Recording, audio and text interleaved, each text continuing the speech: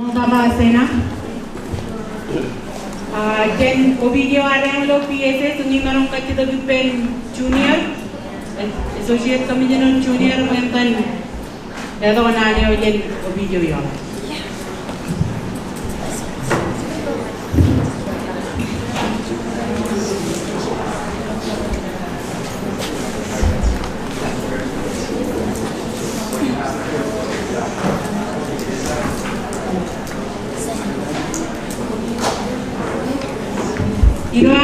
Junior, if I can have all the students, there we already arranged the tables to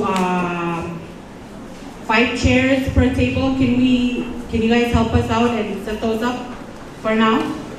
So right after we're done with all the openings and stuff, we can get started. This is what's gonna happen for today. Since our breakfast is late, we're gonna do round 1 and round 2, and then take a break so the kids can eat. Is that okay with everybody? Yeah, because they're still cooking our breakfast. So if you guys can help me and set the chairs back up, 5 chairs per table.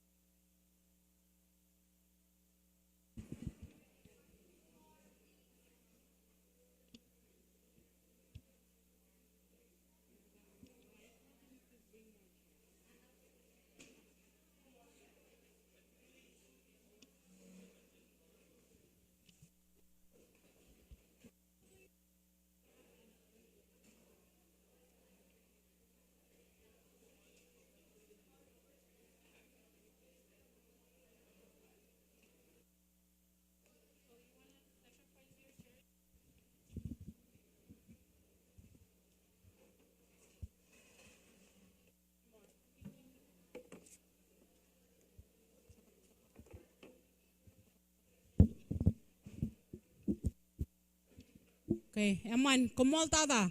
Kajani yuan mala ko to elgun mo talak kajani perijun lam radum yuan awa pungni nga chejep chinogia. So for now, I'm gonna ask Associate Commissioner Junior Paul. Ngay marong dom potok nane ojen obidyo arang lo PSS. Junior.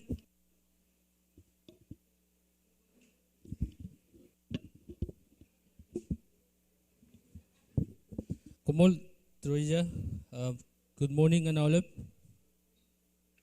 Good morning and all. Yago and happy Valentine's Day and all of you Japan and raining. Nights Mogada Pugini Makile Anich, Ilo raining elap and Ibojoj, Kumolo leg and Meuru Majimur. Kile Hirojaro Manet, Kianar Yolap, Cabinet Nadijale. But I know Joy Yalabangan Minister Arang, Minister Kidalam Kadua. You met Marum Kubadilo, Japan Rainin. Roywan Bodawan PSS, Commissioner Kanchi, Kaligro Matanilo PSS. Kile Alef Principal, Alef Rigagi, Alef Rujibul, Roy Pokonalo Yeni, Ngan GA. Kawawin ilo Japan riding and relevant riding. Parenot nani kamolo lalap kapilengan mama and baba Roy Rich lalap cibang and rujure nijir janian kilem kamolo dengan coordinating committee on debate ngan Olive High School ilo Majorin.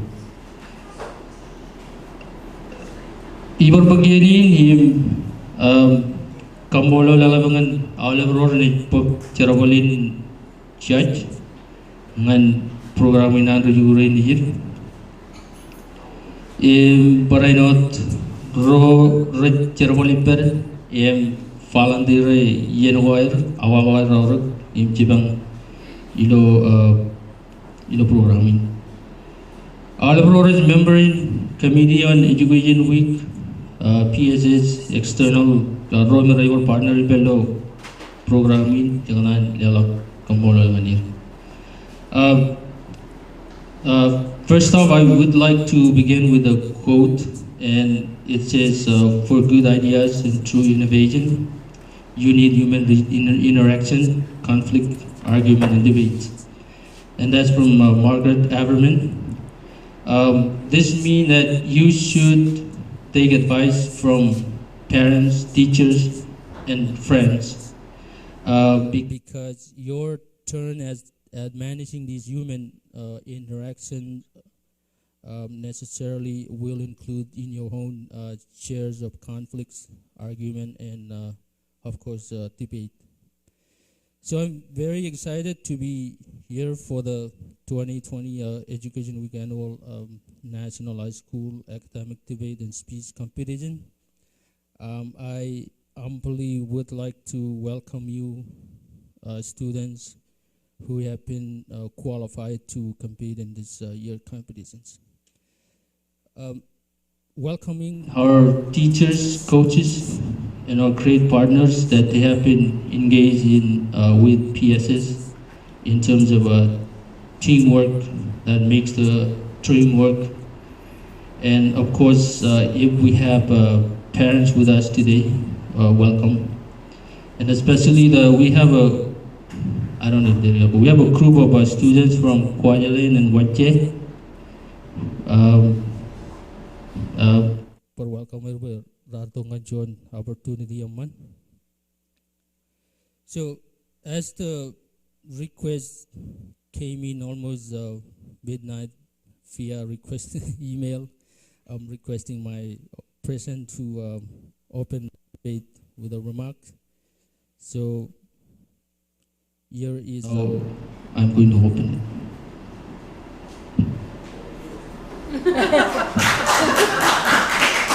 Thank you. Today I would like to highlight a few achievements of the annual debate. First one is the academic success of the students. With the program being organized and run by our debate steering committee,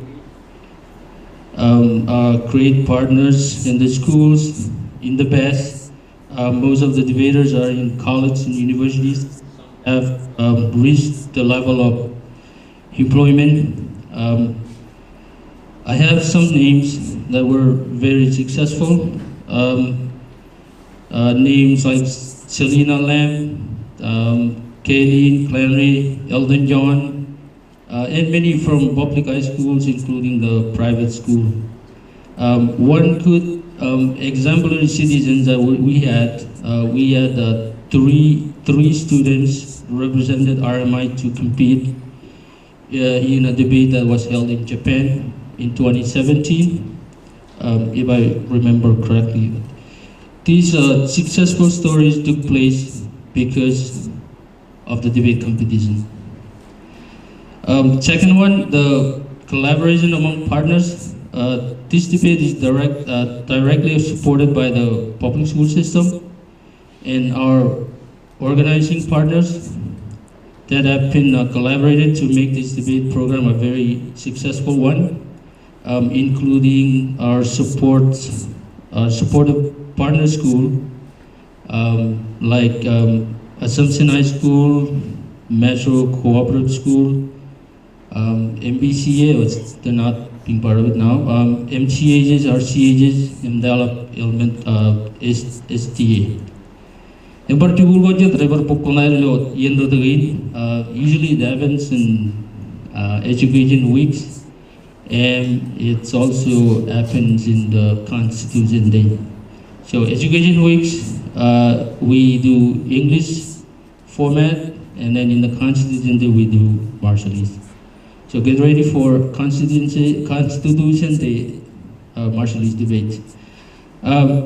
Since these bodies have been able to work together and support our program, we have been able to provide the very best instructional opportunities to all students who have attended this program. Chilu, the dedications of the families of students, as parents, as your parents learn early on, supporting students with a passion for speech and debate is not easy. It takes a significant commitment of time, resources, and patience to support a child who is passionate with competitive debate. So debate, gamification of education is still the love of learning. We know that supporting it requires a lot of love from parents and other family members. If we have parents with us today or later on, we are fortunate to have you. And please do know that having a child who loves to learn is something that you should be proud of. Finally, the achievement of the teachers, principal, and coaches, without the support of these very important individuals, I would say they are heroes and are the front line of providing education, and they are the largest and the most well-run people. The helps students to be improved and competitive. Our students are prepared because of you, and without your support to these competitions, the student will not be able to drive, to compete and learn at the highest levels. Substantial high quality of empirical research shows that it is the competition that drive the most valuable parts of the academic gain that students experience from participating in the debate. Community and negotiation skills should continue to be part of the central importance in today's society or 21st century. They are designed to give you the basic skills that allow you to be competent, dignified when expressing yourself in many aspects of life. So, in order to accomplish this, you should be educated on how to read, write, and deliver speech. You should be able to organize and depend on point of view in debate. and how to recognize and use the persuasion to your advantage. You should know or learn how to choose and perform literature before an audience. This debate is kind of a performance based, which you have to prove the skill learned through by standing up in front of the audience. Again, you will be able to develop in a non-verbal expression, understand the structure of a written word, and create original and to interpret the work of others. Perform these works effectively, and finally, overall, you will be educated on how to feel confidence and self-assured in yourself and what you have to say. Another important element is leadership. By definition, means the action of leading a group of people in an organization to reach your goal or objective. So today, most of you will be the leader of the team, and in the future, you'll become the leader of your community or your home at all. The ideation of supporting and establishing the high school debate program by PSS was to assist you in building stronger speaking and language skill, also to promote interest in a wide variety of topics that are used as the basis for the debate program. Just topics like today's topic, I believe is on compact or pre-association with the best interest of the Marshall Islands. Debate topic can be based on issues that we are facing in the Marshall Islands, nuclear legacy, climate change, environmental issues, polluted ocean, polluted lagoon, overfishing, topics as social issues, drug abuse, gender equality, employment, bullying in school or home, economic issues, health and education. There are many more causality of these issues, so we need to look into them. And there are some of the important issues that we need to take more action through debates and conversation at school, community, and publicly. So as these programs expand and grow, it is time that we apply leadership and creativity, creative problem solving, and change skill. So today, as we start our annual national debate tournament, I'm hoping that you, the students, will be very happy to reflect on the topic, to enjoy the competitive moment, and to think about your future together. Up to date is this program has positively impacted the lives of many students, and I look forward to seeing the impact it has on you in the future. To conclude, I must say that beyond enjoying the moment, celebrating your academic gains, and thinking about your future, once this debate ends, please take a moment to reflect on what you have learned in the debate and how you can use that to make your world a better place. In the end, I hope that someday all of you will have just good ideas and the skill that you have learned through your participation. You will be educated, inspired, and you will reach your final destination and bring it to fruition. Reach, educate, and inspire. Tiraman Modala.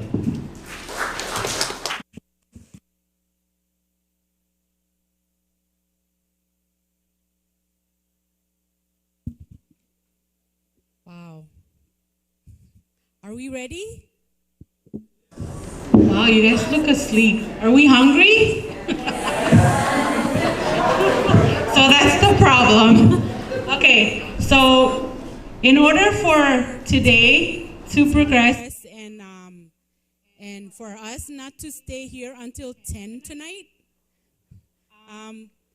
we're gonna probably do 2 rounds, a little bit of break, so everybody can grab breakfast, and then after that we do the 3 rounds, and then a short lunch.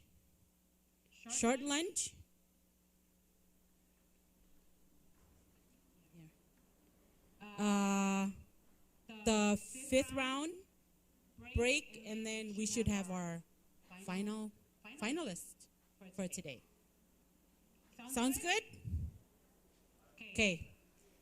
Okay, if I can get the judges to please come to the tables.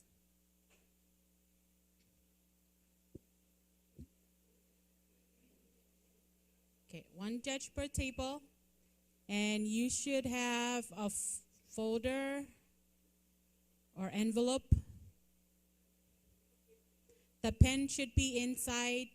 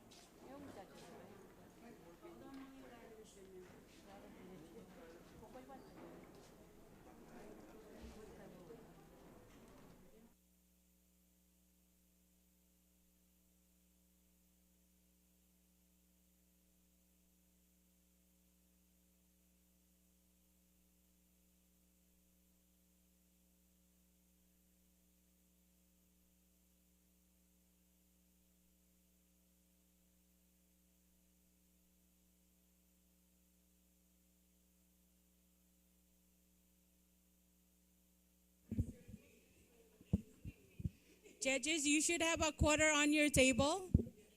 That's your payment for today. Thank you.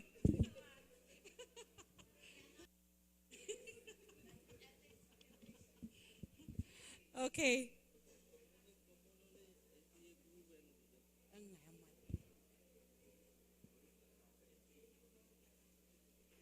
Okay, students, are you guys ready? Who remember what the topic is for today?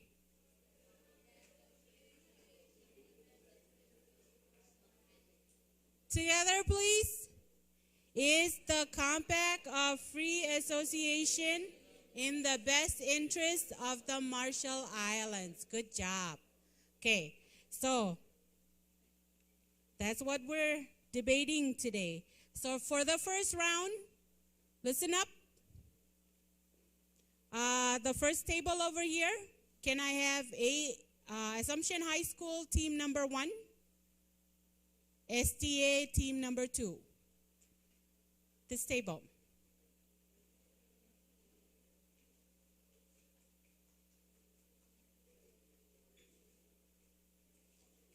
The next table, can I get Assumption High School team number 2, STA team 1.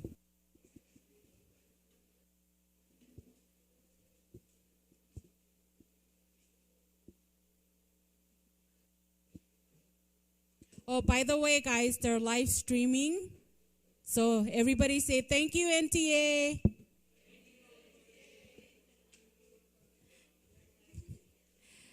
Okay, number 3, can I have Co-op team number 1 and MIH's team number 2 with beautiful Miss Brooke over here.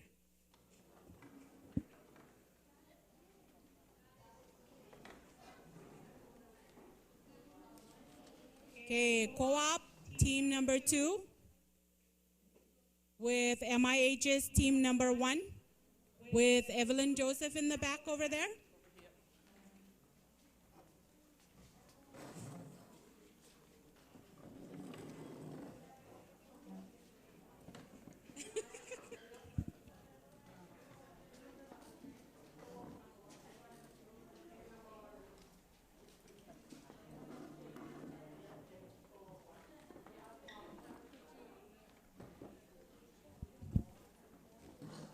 Okay, and our last two groups. Okay, it's gonna be the only time we do this, but Laura High School team number 1 will go against Laura High School team number 2. It's good, you guys are practicing. On the last table over here with Ishiwata.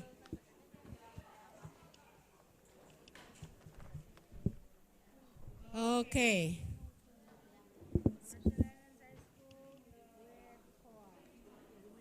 Okay.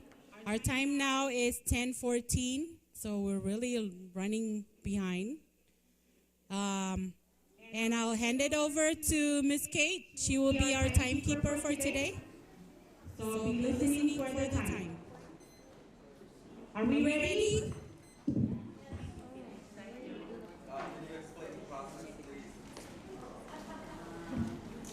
Okay, the process.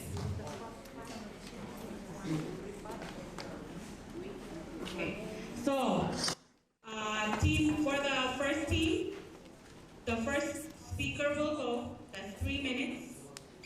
After that 3 minutes, the second speaker will go, that's another 3 minutes. And crossfire, both. First speaker, that's 2 minutes. Cross-examination will altering question between first speakers. And then we go to second constructive. First, Team A, second speaker, 3 minutes. Team B, second speaker, 3 minutes. Crossfire for both. Second speakers, 2 minutes. Cross-examination between second speaker. We have a downtime of 1 minute. And then this is where our third speaker comes in. That's the summary. For Team A, that's 2 minutes, and Team B, another 2 minutes. Then the grand crossfire for both. This is where all speakers are speaking at the same time, and that's 3 minutes. Another downtime for 1 minute, and then our final focus from the first team, that's any speaker can do that, and that's 2 minutes. And then the final focus for the Team B, that's any speaker can do that, and that's 2 minutes also.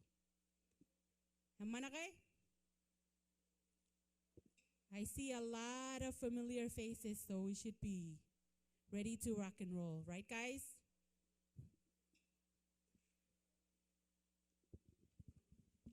Okay, so if our judges can do the coin toss, tongue twister, coin toss.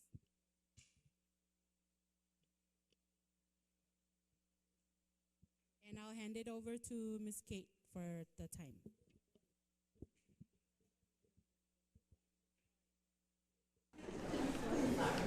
And I'll first introduce ourselves.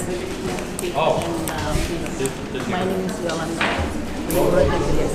And I'll be your spokesperson. I think I got your names. Samson team, there's Alicia. And there's, how do I pronounce it? Angel? And Ruben. That actually got mixed up.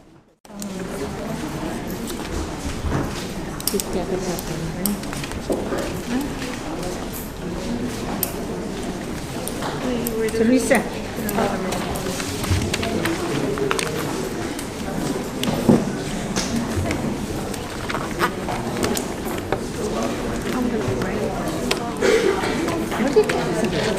Teresa.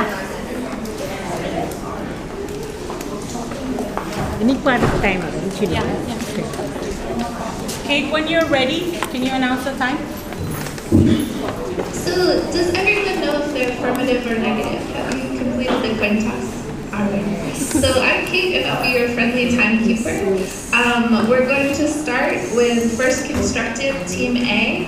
I will tell you when you have 30 seconds left. I will tell you when time is up. And keep in mind that with the rules, you have to be mindful of the time and sort of speak concisely. So I apologize, I'm going to have to tell you when you have to stop. All right, is everyone ready to start? Yeah, are you ready? We're going to start first constructive, team A, first speaker. 1, 2, 3, go. And these are my colleagues, a senior representing this year's debate competition, along with my fellow teammates, Golden Alonzo and Nozomi. Before continuing, I will restate the name. Is the Compact of Free Association, also known as COFA, in the best interest for the Army, Marshall Islands? Words which will be emphasized are 1. Compact, which means agreement or contract. 2. Free association, which means the forming of a group, political alliance, or other organizations without any constraint or external restraint. And 3. Marshall Islands, the Republic of the Marshall Islands, a country residing in Oceania. My team is in the opposing side of this motion. The Compact of Free Association, COFA, is an international agreement establishing and governing the relationships of free association between the United States and the 3 Pacific Islands, sovereign states of the Federate States of Micronesia, the Marshall Islands, and Palau. As a result, these nations are sometimes known as the freely associated states. The COFA directly states that the assistance from the United States focuses mainly on supporting health, education, and infrastructure in the Marshall Islands, as well as the Marshall Islands' ability to perform maritime security functioning and strengthen climate resilience through disaster preparedness. If so, the ability to put this movement into action has been doubted for an event that happened in Spokane, Washington, causing an innocent Marshall citizen to be killed while unprotected. Another thing that has come into view is the increase of crime rates here in the Army. According to Melville, this is all due to recent deportations from the States. In conclusion, if health is one of COFA's main objectives, situations like these must not be helped.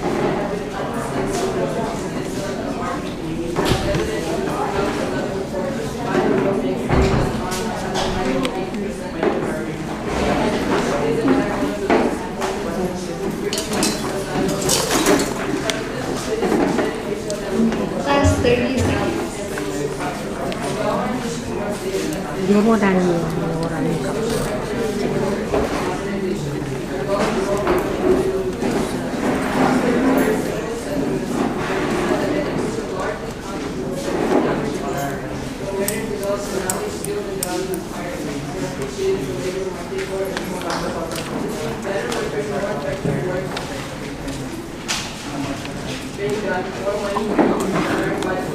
Stop. So now, first constructive, team B.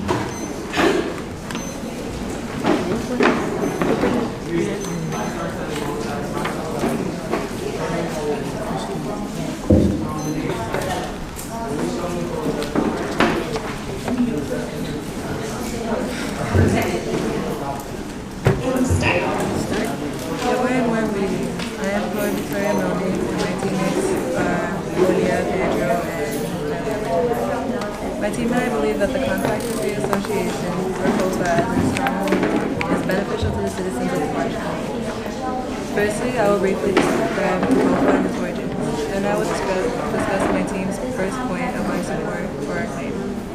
We will discuss 3 main areas that we believe shows how beneficial this compact is. The COFA is an international agreement establishing and governing relationships of free association. That the compact is more of the interest for the U.S. Now, what is the Compact of Free Association? Let me explain to you what it means. The Compact of Free Association governs diplomatic, economic, and military relations with the U.S. It is a comprehensive agreement that has been signed between the U.S. and a freely associated state or an independent nation. The Compact of Free Association between the USA and the Marshall Islands was signed. Here are the reasons behind our stand that the Compact of Free Association between the United States and the RMI is not in the best interest of this nation. The first one, the arrangement made in this compact is affecting the Marshallese culture, how we're adapting mainly the U.S. culture. And two, it can cause the RMI government to be totally reliant on the U.S. government for the money that they provide annually. And three, the compact was made so that the U.S. can make use of the islands for their defense, which is their military interests.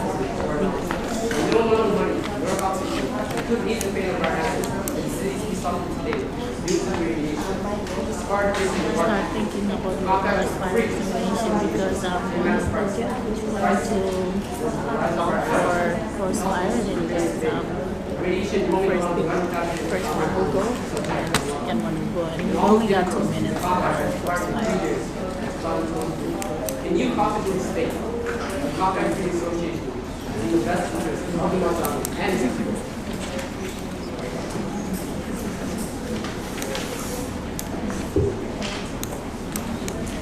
30 seconds.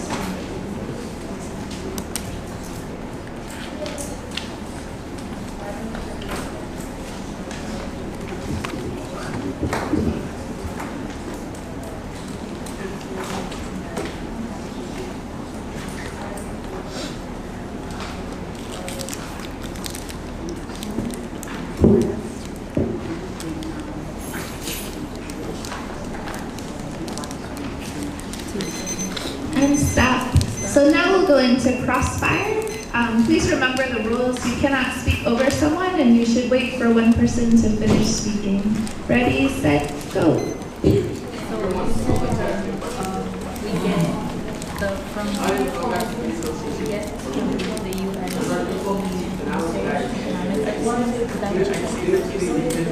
That the U.S. are planning their interests on the military base in that state. State questions. You mentioned about other states. My question is to you. Isn't the U.S. responsible for that? We import another food from the U.S. So isn't it ironic that they are responsible for the government? And my question for you, mention anything about this. So you mentioned about that the compact will end. Are you sure that the compact will end? Like, did you know that this is the second time of the compact of the association? Did you know that? So are you sure that the compact will end? Yeah, it will end. And why are you so sure? Isn't that what we know the future? Because the compact will end 2023. Why would it be? But my question, I have a question for you. You can extend. Remember the rules, not so close. Just wait for each other. My question for you. If you're saying that the content of free association is in the best interest, then why is it ending? That's why I'm saying that. No, it's not. Why is it ending?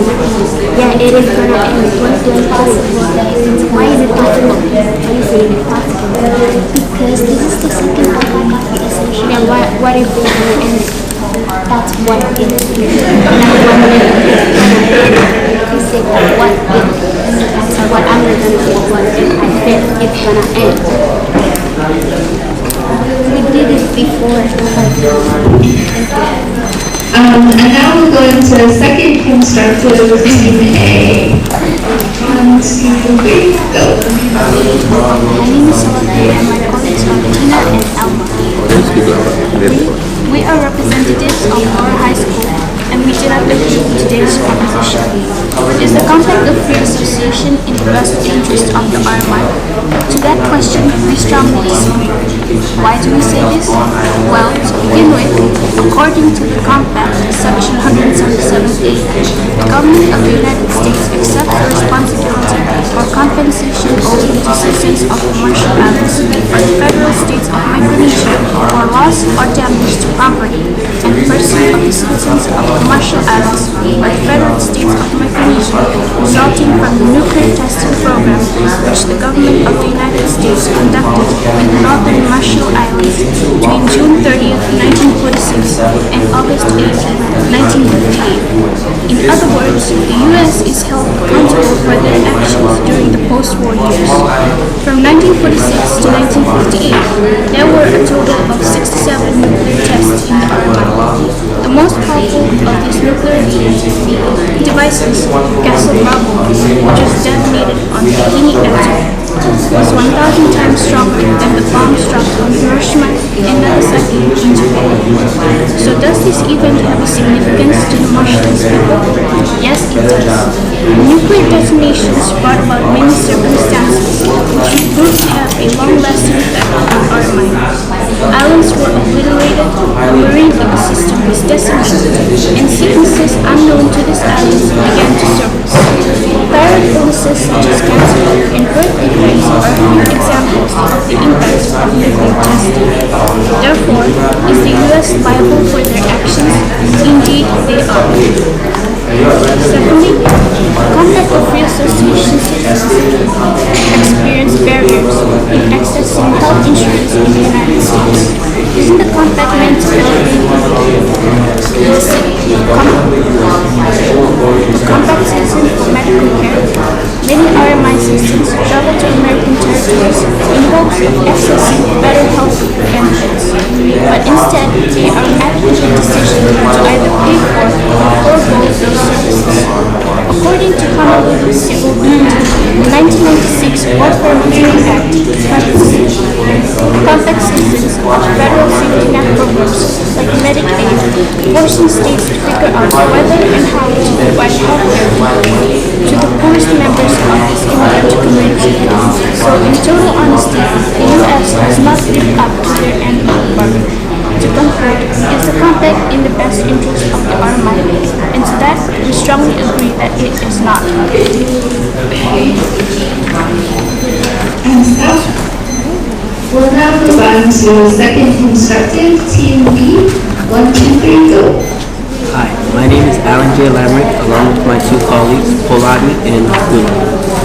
And we are here representing Laura High School. Today we are here to show why we strongly agree with today's proposition, which is the Compact of Free Association is in the best interest of the Marshall Islands. Why do we say it's in our best interest? Well, here are some reasons why we say. The first, the compact allows Marshallese people to study abroad. I'm sorry. Correction. The compact allows Marshallese citizens to travel without a visa, meaning they have a better chance of getting into states without having to go through all the troubles of making a visa. In other states, you have to make a visa to go to different places. We're the second in the Pacific that has access to the United States freely. It's a good thing because we have free access to it. And of course the second reason, which is that the compact's financial support is to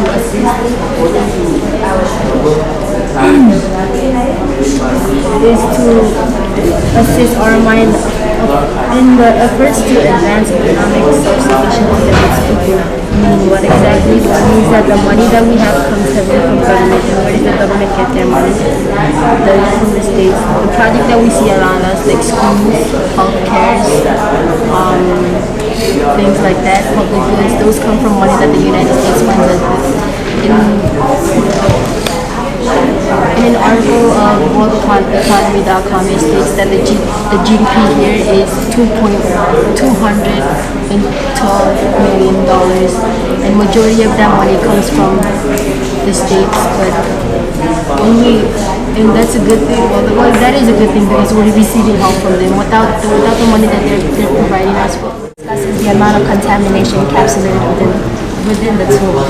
Although the U.S. government has built a concrete dome 18 inches thick over the crater, concealing the contents within, the government failed to build a concrete lining for the debris, thus introducing the possibility of radioactive waste leakage, which could create an environmental hazard. The effects of the nuclear legacy burn into the hearts of our people, as it is currently uprising new problems, as I have stated. COFA was supposedly intended for the purpose of cleaning up the disaster that befell upon us before our isolated location. Is the COFA really in the best intent if we cannot fully recover from the responsibility of the U.S. nuclear weapon?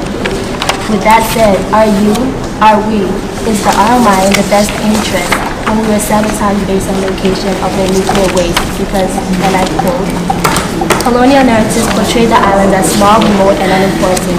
So said Autumn Boardman.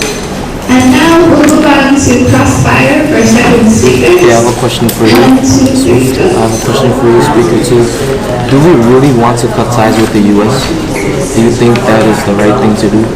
What about all your relatives living, working, going to school, seeking health care in the U.S. for the nuclear disasters? Where are they going to come to? The migration is causing loss to culture because of the U.S. influence. We already lost our radiated islands and ancestors. Okay, so it's culture. Culture will soon disappear. And you said something about culture, but most of your parents don't even know Kalineto. That basically skips a generation. What makes us think that if that happened, what makes us think it will be gone now? Answer your question.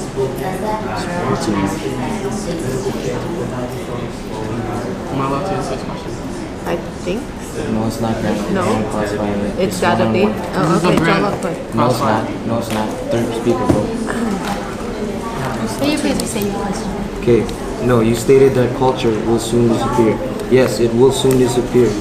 And most of us, I'm sure you guys don't even know Kalineto. I'm sure your parents don't even know Kalineto. We basically skipped a generation, and you're talking about culture when it's already fading. Which is why we should prevent it from being. You don't know, my parents don't know Kalineto. Yes, I do. Most of us don't know Kalineto. We skipped a generation. Basically means our culture is already fading. It's already fading. Is there a question there now in this last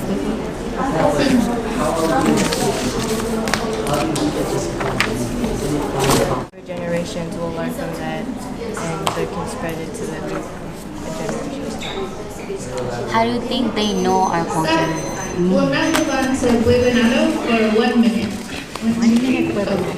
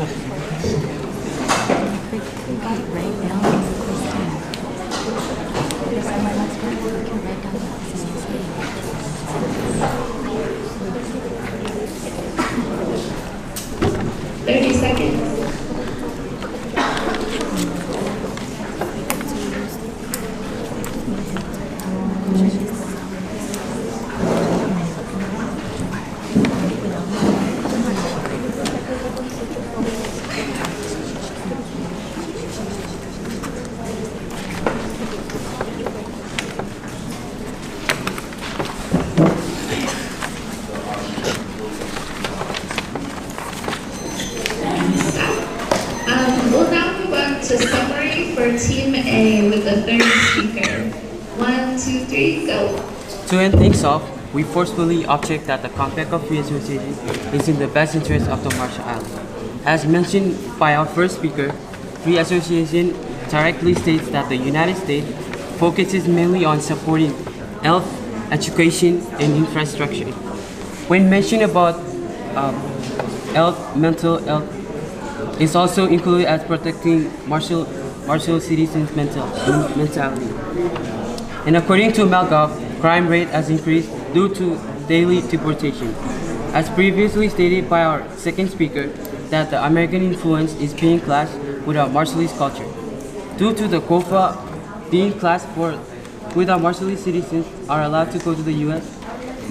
with no visa needed. But as more people flee for the U.S., many fear that their culture will be lost to a country that has already taken so much from them. Supported by the Guardian's independent journalism. He also states that there is a study in 2013 where they found a leaking of nuclear radioactive debris. This nuclear waste was left buried under a shallow on Eniwetok Atoll in 1958. We have held concern ever since the nuclear bomb was dropped in our island by the US. In 1947, we had our people with health problems struggling with birth defects, skin cancer. Although we receive tremendous amount of money, the United States keep adding more problems when they say they are helping. But again, why are we still struggling? Why is health more of a concern? Are you satisfied or still threatened? So if protecting RMI citizen health is part of the combat, there should be something done to fix these problems.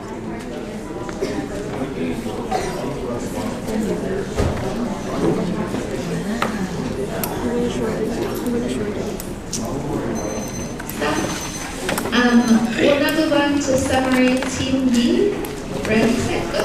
To conclude all our points, the compact agreement has many benefits for the citizens of the Republic of the Marshall Islands because they sponsor scholarships for students and construct schools and hospitals for all citizens. It also pays salaries for teachers, doctors, and government employees. This agreement also grants us with visa-free access to enter and leave the U.S. as we please to seek higher levels of education, search for better jobs, and to discover a future for their families.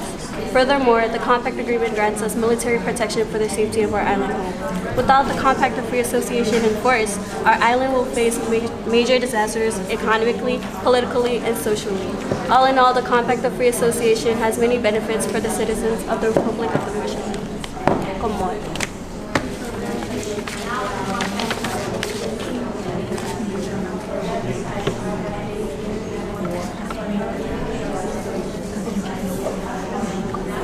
So do I do that?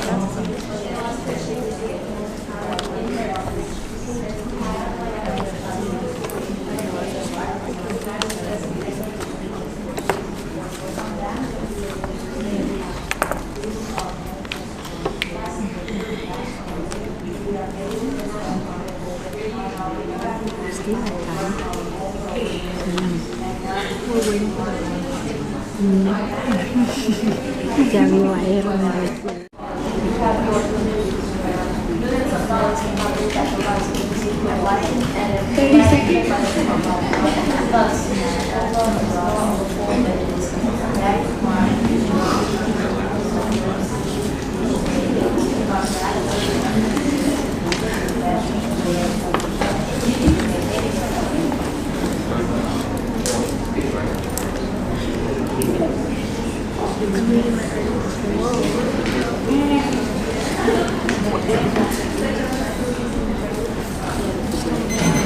Stop. Next, we're moving on to the Grand Crossfire. 1, 2, 3, go.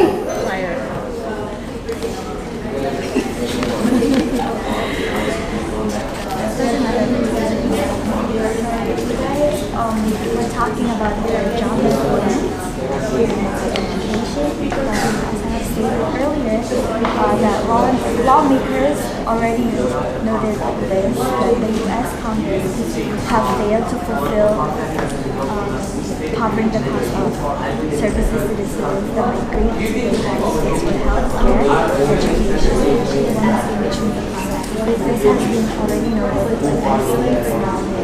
even though, yes, in the U.S. we can get $7.25, but they've already noted that they failed to fulfill it. It's like confession. So they failed to fulfill $7.25. No, to cover the medical care and services for the people that have AIDS. So the thing with healthcare, there actually is healthcare available for people especially in the United States. It's called the Organ Premium Access Healthcare Program. It's an organ and also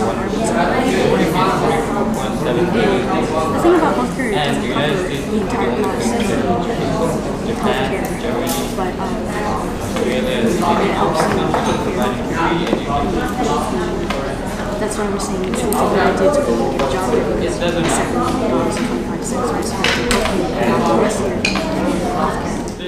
What is COFA? If you read the COFA in the best compact, interest of the Marshall Islands. the compact states Federated States of Micronesia. Yes, is that we're right? talking about RMI. We're talking about COFA too.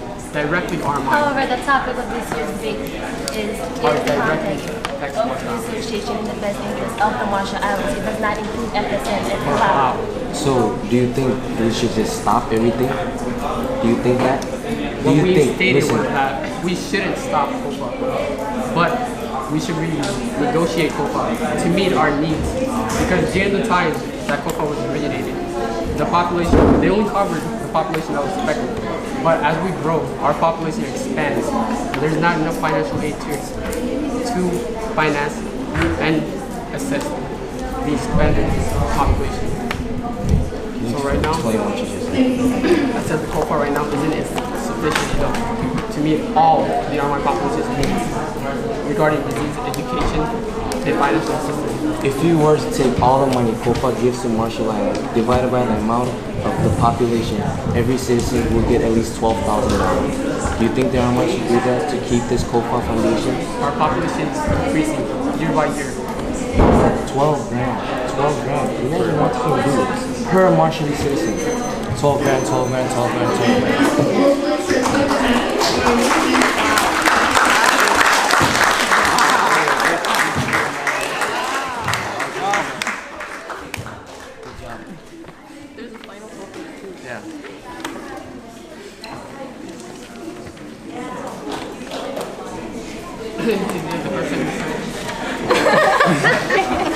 GG, that was like I was getting a heart attack. GG, I thought you were gonna do it. GG. This is really awesome.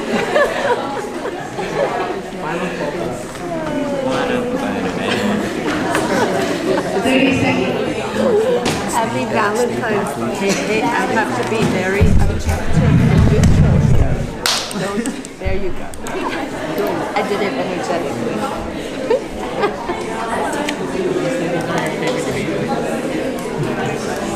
Well, since I have no basis to make a decision, then I would have to say yes at the moment. These 6 are my favorites.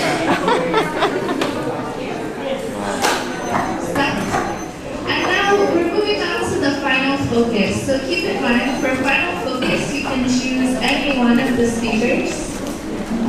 And this is your final thoughts. Ready, set, go. So like my teammates and I have stated, the COFA is beneficial to the RMI. Although we only highlighted 3 areas, we should not forget all other facets of our country that the COFA supports. We strongly disagree if it really was, then it really would be. As I said before, the compact has influenced us so much that now many people don't have to struggle. But if it ends, what will happen? Will people have to struggle? Would they be able to?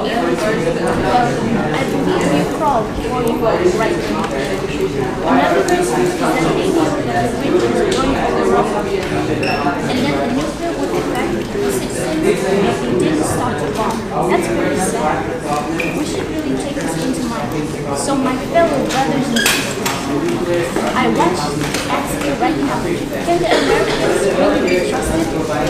Also, the COF will end in 2020, but the military base will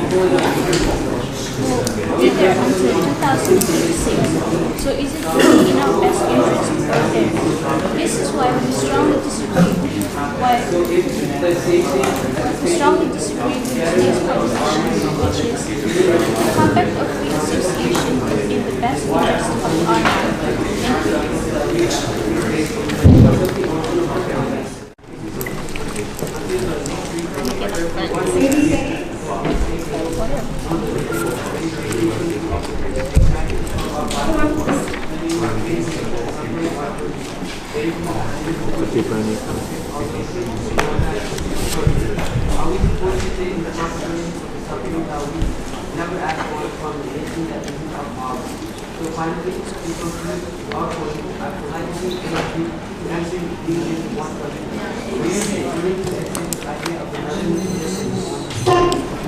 And now 1, 2, 3, go. We once again restate that we strongly oppose that the current Compact of Free Association is in the best interest of the Marshall Islands because it doesn't comply with the crucial demands of the RMI based on our reliant needs. We need total satisfaction for our migrated citizens who aren't medically insured, such as the 50% of Arkansas's largest RMI citizen population, the 10 to 12,000 citizens of this nation that aren't provided the Medicaid that the Compact promised and are responsible for. We need radiation extraction from the radiation leaks of the nuclear dome located in Inoue, one of the main islands demolished and known as the Tomb due to the island's status of dead and uninhabitable because of dangerous radiation levels that are now leaking and exposing threatening levels of radiation. We struggle and face a crisis that could have been avoided if our islands and people were not treated as test subjects. How can the Compact of Free Association be in the best interest of the Marshall Islands when it isn't giving the best reassurance for the Republic of the Marshall Islands and its people? We are the bearers of burns from the radiation, the birth defect syndromes, disabilities, and other diseases prior to the radiation from the nuclear. What interest is there to exploit when the Compact isn't providing the best effort to meet our needs and truly obtain the interests of the Marshall Islands? What is 3.9 billion when it cannot fully expel the radiation in our bodies?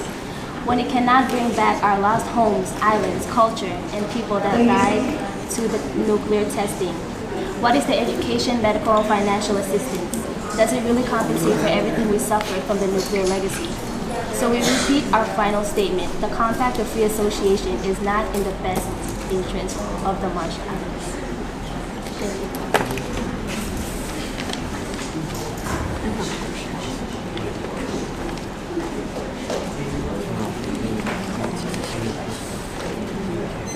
And stop. So big round of applause for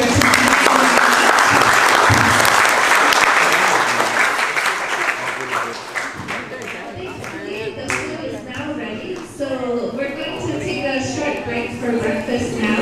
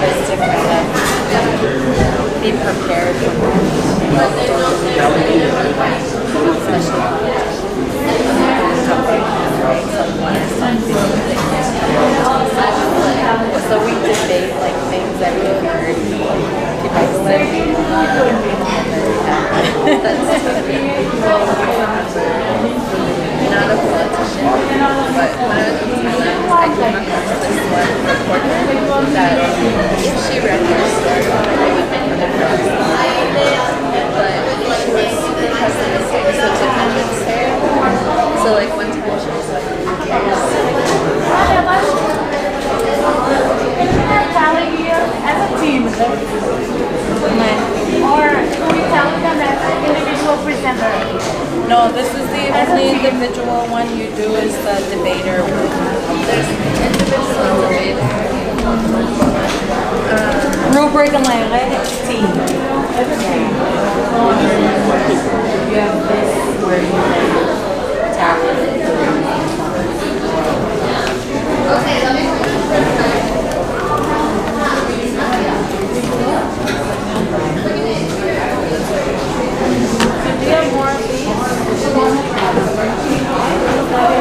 That table is heated.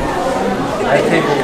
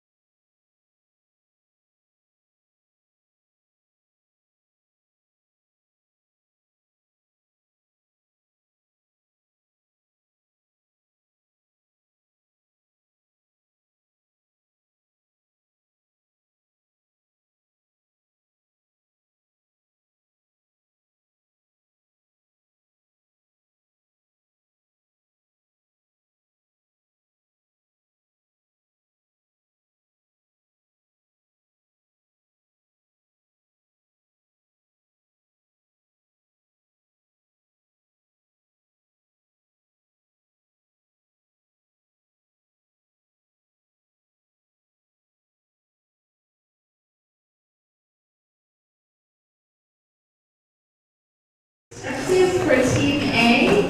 First speaker, 1, 2, 3, go. To think that the US took control over our land, used it as their test subject, and poisoned our island land. Some people have acknowledged that we are better off without it. Even today, as a Marshallese citizen who lives in the Marshall Islands, I see that the Armite citizens on island or on mainland have their lives at stake, and their main source of having eligibility in their country is about two things. Yakwe and hello, my name is Yuli Honu Madison, and I'll be speaking for the negative side on this resolution result on how the Compact of Free Association is not the best interest of the Marshall. I strongly feel that we deserve more than they are giving to us now. And this leads to my first argument, that the COFA doesn't give us the people good access for healthcare. In the RMI, there are limited facilities to manage healthcare. The indicators that a significant portion of the government's healthcare budget is being used for off-island care. The COFA addressed healthcare provision in numerous places, preventative, curative, environmental care, and develop the human, financial, and material resources necessary for the RMI to perform these services, and also within a discussion of humanitarian assistance for the special development needs of the RMI. The original compact in 1986 appeared during the negotiation as a way of ensuring that the U.S. would continue to provide medical services to the COFA nation after the trust ended. My second argument is that the money that is being sent to the RMI scholarship is not enough to pay full tuition for colleges in the States. Did you know that 98.3% of us are illiterate? So why would need opportunities to go to states when we can go to Taiwan or Japan? According to EAU, where all Marshallese go, the total amount of a freshman student is $36,000, but the highest that you can get per year for RMI scholarship is $18,000, meaning that students will be more focused on jobs because they need that money to pay their full tuition. The third argument is downside of having a military base.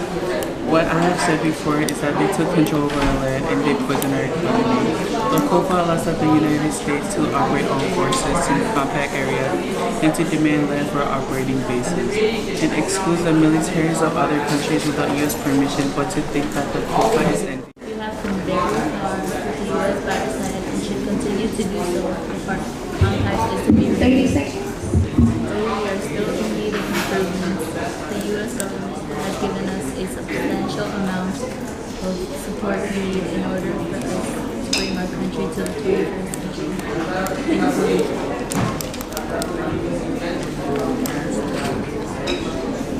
Next team, ready for your turn. Once the clock goes off, it'll be your turn. And stop.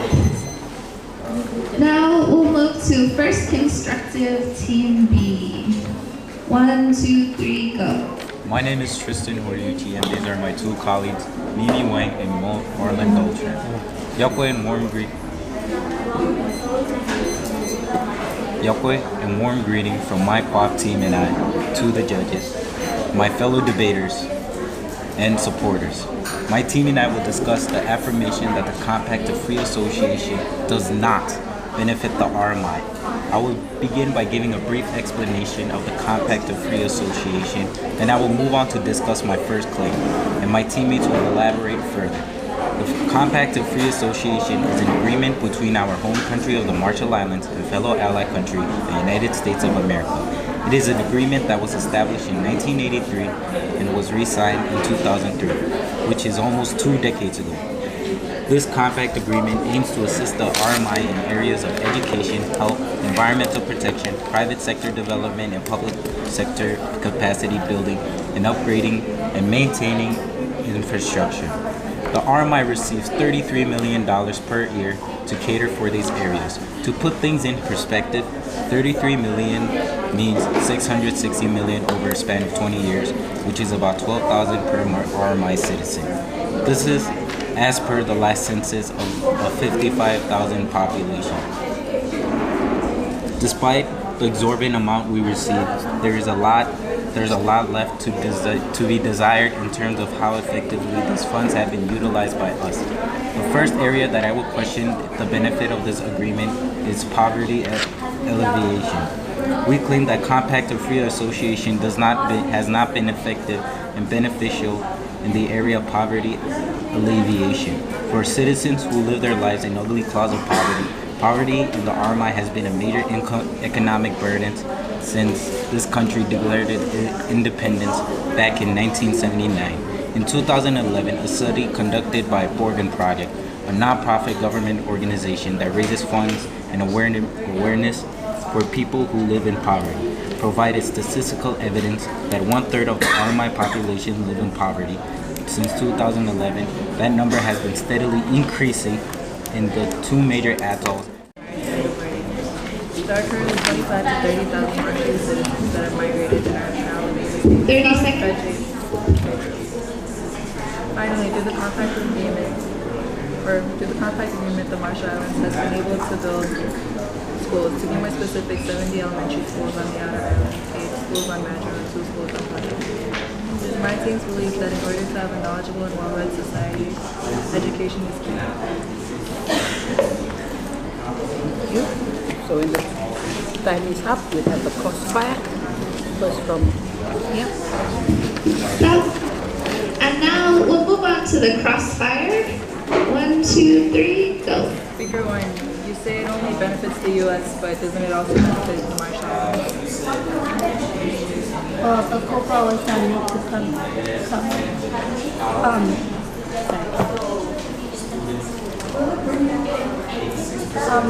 Section 177 of the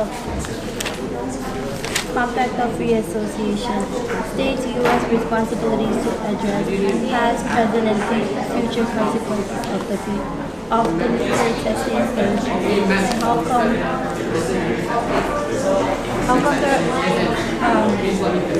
there are only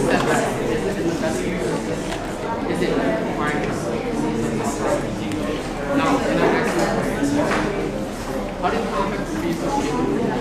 Because our people and our allies died. how come Why? the U.S. use of quadrillion adult is until 2026 or 2066, but then the contract ends at 2023? With the military base, that still provides us military protection. What did they do? And the COPA they could meet about it again. They could go on, or they could make it extended.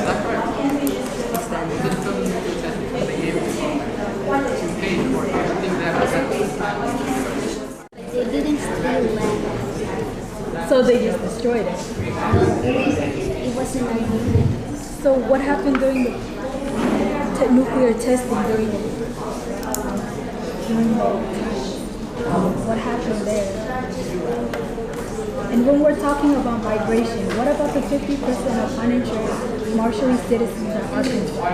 What are they doing about those? What are they doing to help them? You were mentioning. And now we'll go to second constructive team A. 1, 2, 3, go. Hi, my name is Alan J. Lamrick, along with my two colleagues here, Wirud and Polani, and we are representing Laura High School. Today we are here to show why we strongly agree that the Compact of Free Association is in the best interest of the RMI. Why do we say it's in our best interest? Well, here are some reasons why. First, no visa. As part of our compact, we are allowed to enter the United States as non-legal immigrants, which allows us to further our education and gets us to help our country with our experiences. Not only that, but it also allows us to get better employment so that we can help support our family members who are back here in the Marshall Islands. It also allows us to learn and interact with many people, not only from America, but from all around the world. Because as we all know, America is the land of opportunity. According to The Times, a book written by Susan Rust, many students in Lewis and Clark High School in Spokane, Washington, have been sharing their stories about the Marshall Islands, which has been a good thing for us, because they're spreading awareness.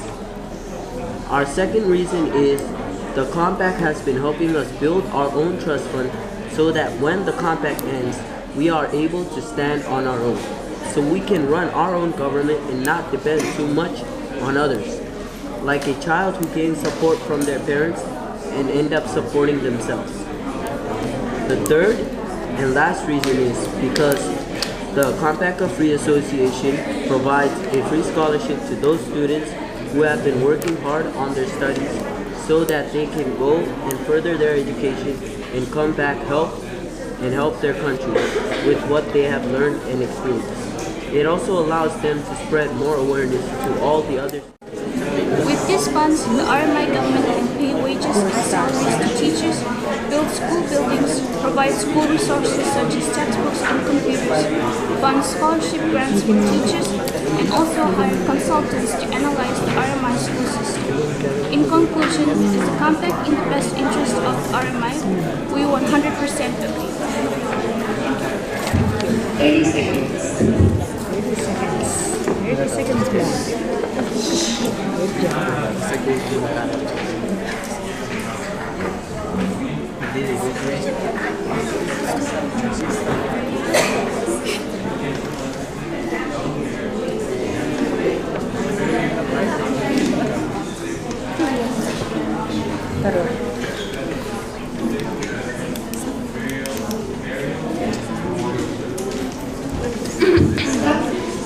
And now we'll move into second constructive team. Oh, yeah. 1, 2, 3, go.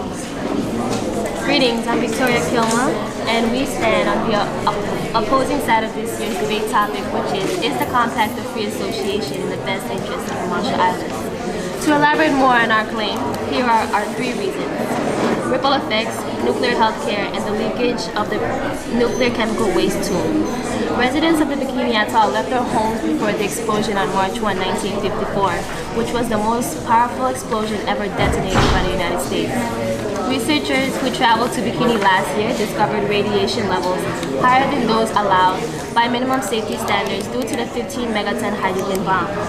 The nuclear testing directly affected about 2,000 people on 4 atolls in the Marshall Islands. The United States provided $270 million for the damages and injuries by the bombing. When the Compact of Free Association came in 1983, it was a way for the U.S. to cover up what they had done to the residents of the affected islands. However, the Compact does not really begin to address the amount of harm. Emergency management agency. Another benefit we have from the compact is the protection that U.S. provides in case of emergency. So the military base in Puerto Rico is for us to have tools in case of emergencies like wars. And lastly, the compact provides medical assistance to the people of RMI. And for these reasons, we firmly believe that the Compact of Free Association is in the best interest of the RMI. Thank you.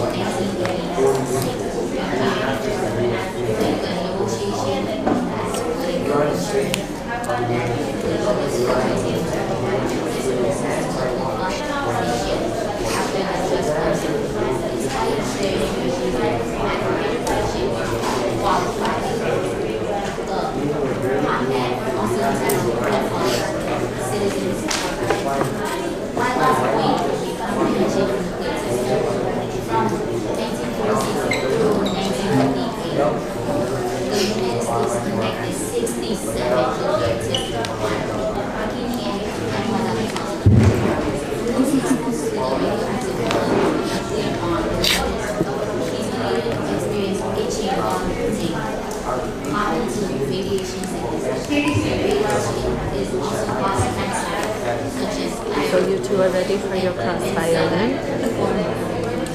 It will be between you two when she calls time,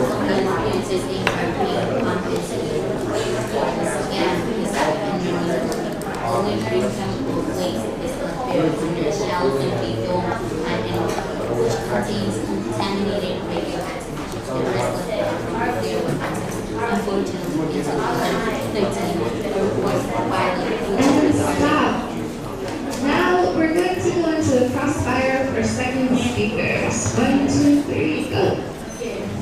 You guys were talking about the medical health care, but on the section 177 of the Compact of Free Association, it states the United States' responsibility to address past, present, and future consequences of the nuclear testing place, which means that even if the compact does end, it doesn't stop there for the financial assistance from medical, because it states under section 7 that for the past, present, and future, they would be taking responsibility for it.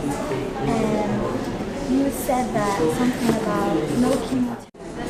This is also sort of like a question statement, but the United States is a 200-year-old country.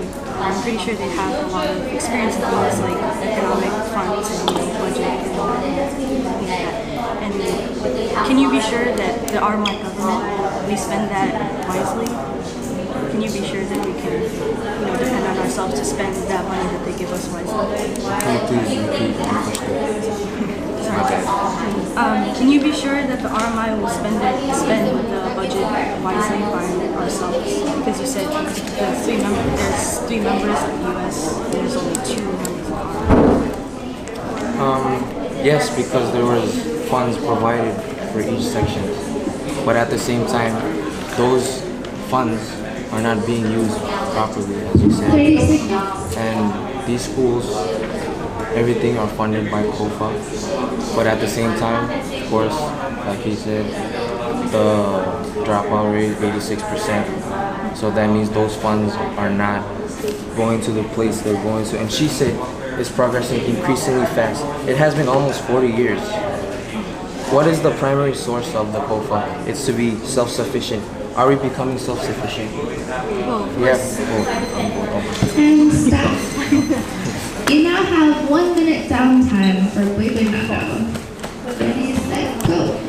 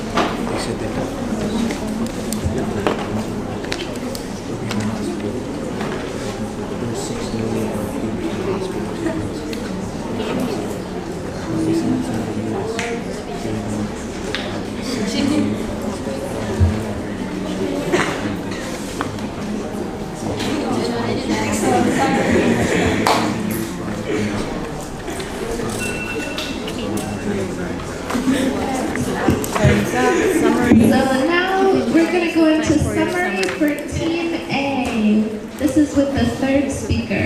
1, 2, 3, go. Hello?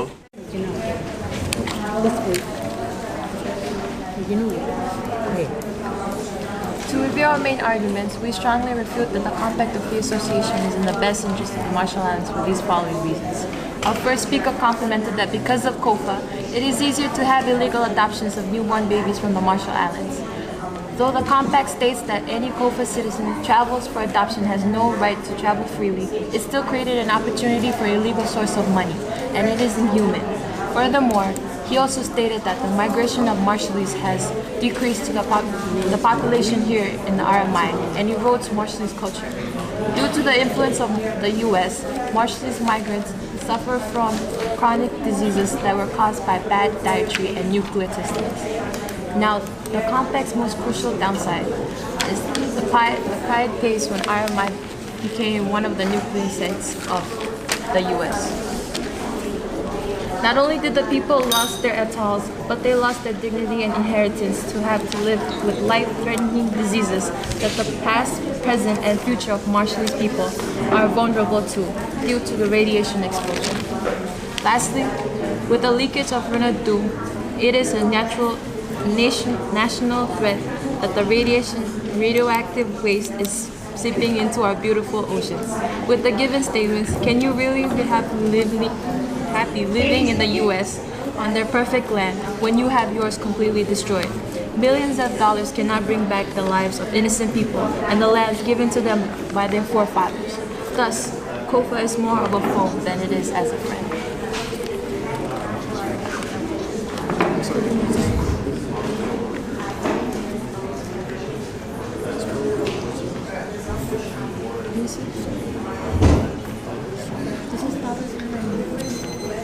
And stop. Summary Team B. 1, 2, 3, go. Greeting everyone. My name is Umar Argeverna and my two colleagues are Tina Benjamin and Salode Isumali. We are to summarize all of our points. We strongly agree with today's preposition, which is the comeback of free education in the best interest for the RMI. Why do we agree? As what both colleagues said, if we take a look at RMI's infrastructure, such as roads, hospitals, education, and many more. These infrastructure are very important for RMI because Marshallese people need a good health and the kids for a good education. The comeback also helped the Marshallese people to enter US without visa. And from there, we Marshallese will able to help our family back financially and also to look for a further education.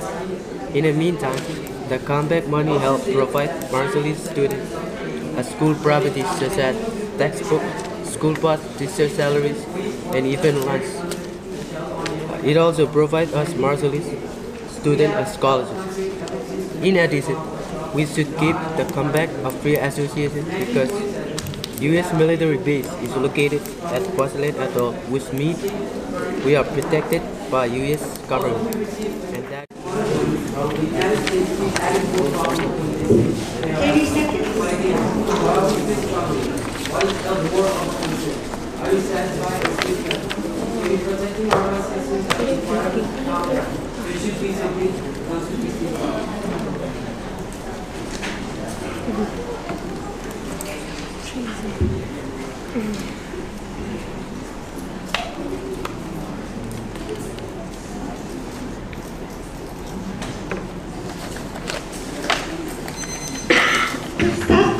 And now we'll go into the grand crossfire. 1, 2, 3, go. Speaker 2.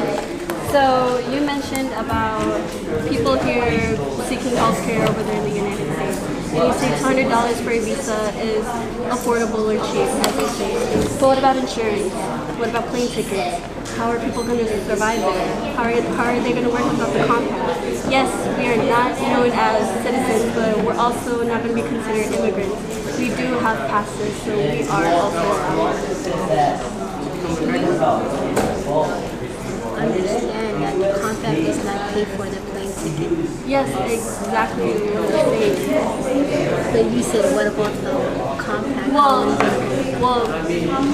Most jobs here, it's the compact that funds it. The salaries, the schools that you guys are in right now, it's the compact that funds it. So you say it's an affordable amount. It is an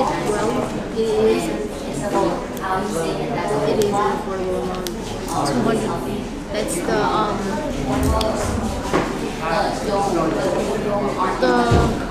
payment. Okay, the payment is $3 per hour. I don't see why the compact is helping in financial aid, because the compact is not even helping with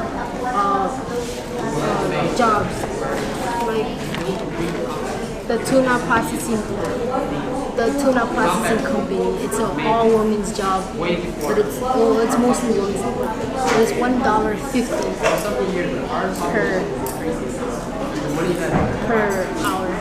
Yes, but without the compact, the government won't have money. The government won't have money to pay the employees or anywhere because it's mostly the compact that's funding. You guys also stated we receive 100 million each year, hundreds of millions each year. So why are the people being paid $3 an hour? Well, it's for 6 sectors. It's for education, healthcare, private sector capacity building, like infrastructure, environment. What's your point? Is it the like their choice? According to the U.S. relations with Marshall Islands, not United States Department of State, the Marshall Islands, one of the more than 50 islands in the world, has been cleaned up as part of a U.S.-funded 45 million program. 45 million U.S. dollars. If they are able to pay that much, what is stopping them from giving us land? So you mean that we can make decisions for them? I mean, what if they just ended like this? Are you sure most of these people are ready to stand on their own? What do you think they gave us a choice? Like, it wasn't our It was our choice taken away from us. What choice? Our choice to stand as independent. Time for moving on. Ready, set, go. Wait, what?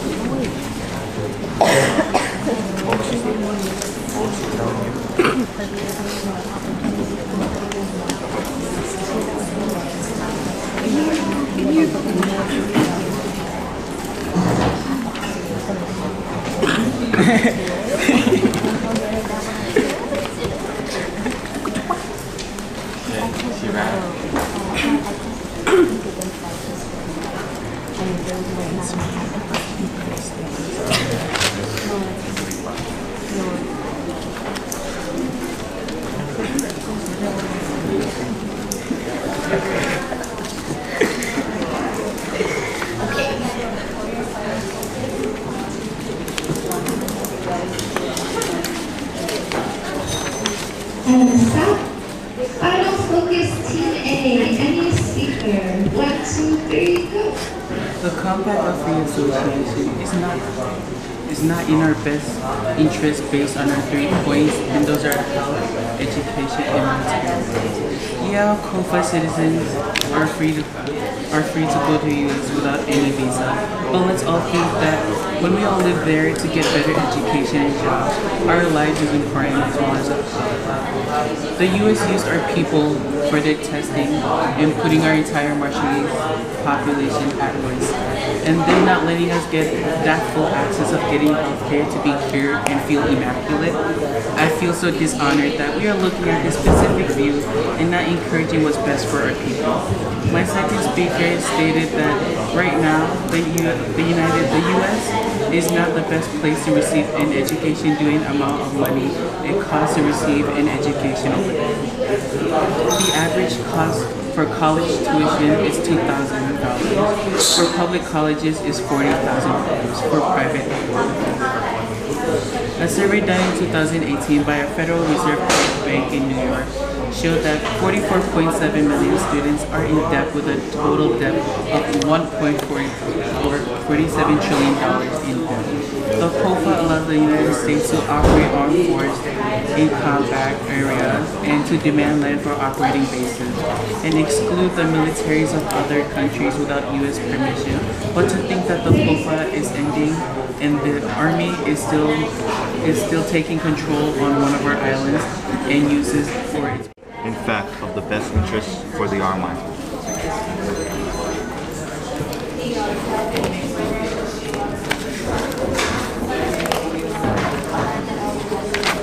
Team B, prepare for final focus.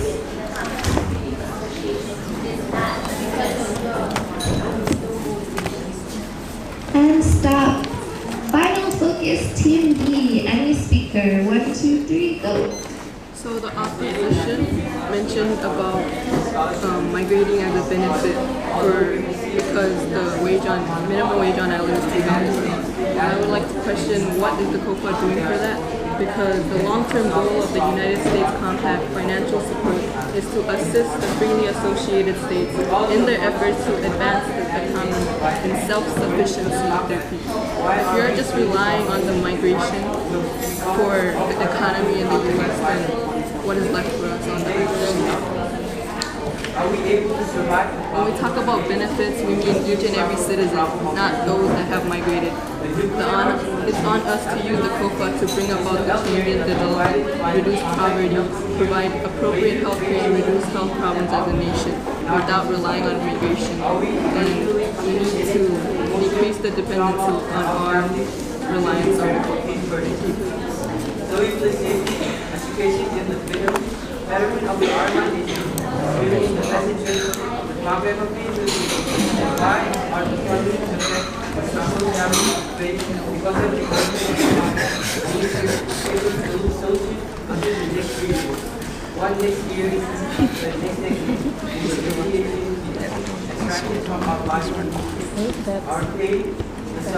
That concludes the second round of debate for this table. How do you guys feel? 30 seconds. Already?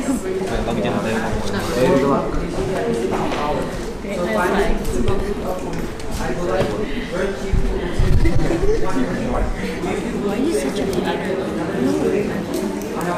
So I think by the third, fourth round, it'll be nice.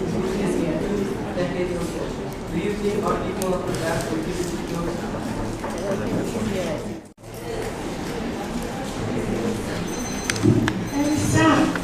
Big round of applause. My advice for you guys.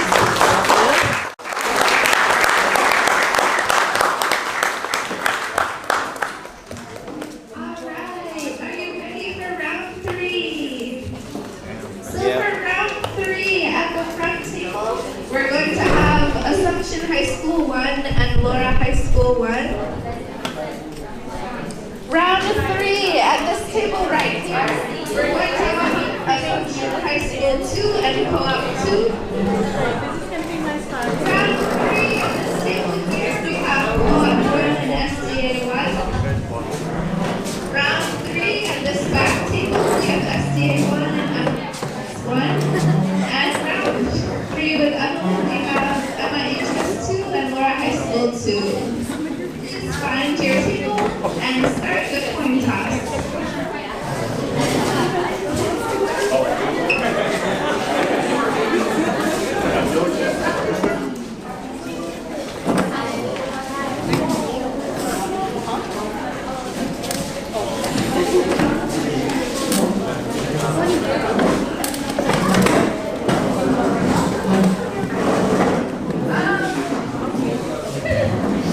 So, I realize we have on our program SDA 1 twice. So let's have SDA 1 here with Co-op 1 and SDA 2 with MIHS 1. Does that work?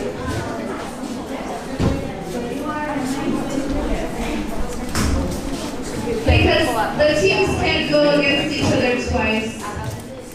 We have SDA 1 and 2 places.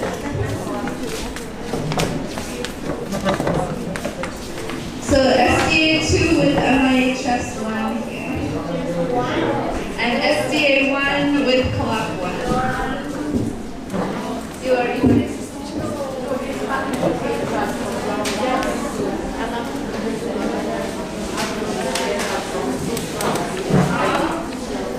So if we switch, is it right? So SDA 1, SDA 2. Let's have the SDA team switch. And then you'll have experience with different judges, right?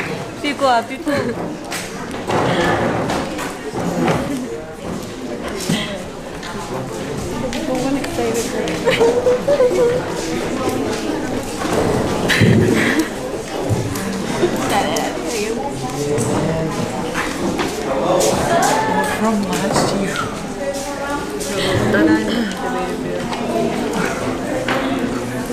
They're waiting for that.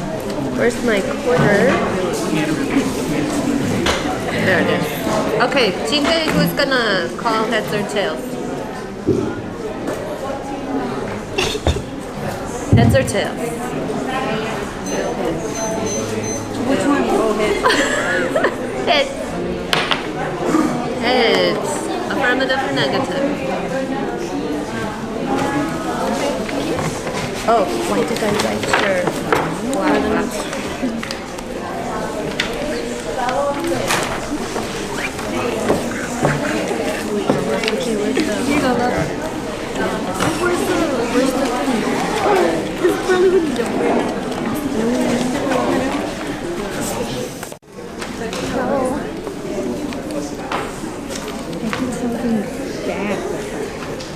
was safe.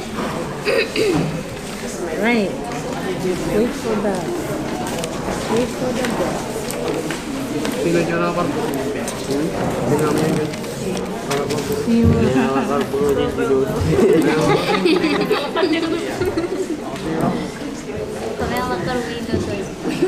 So make sure you get settled and do the coin toss so you know So who's lot on number side. 2 team. Your name is Lamrik? Lamrik? Polani? Yeah. Wait, who's Polani? Dennis? Woolworth. Woolworth. Okay. You go first. Hello, I'm Polani season 2.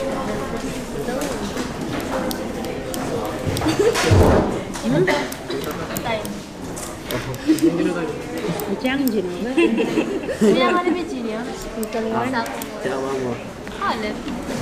How genius.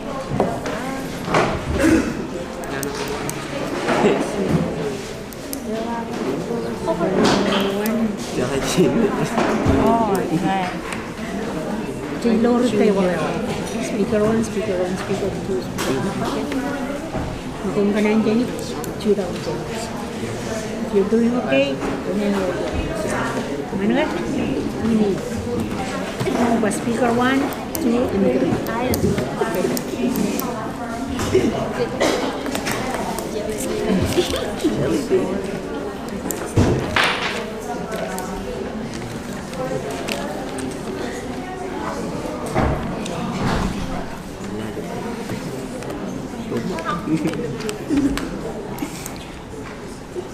Alright, are we ready for round 3?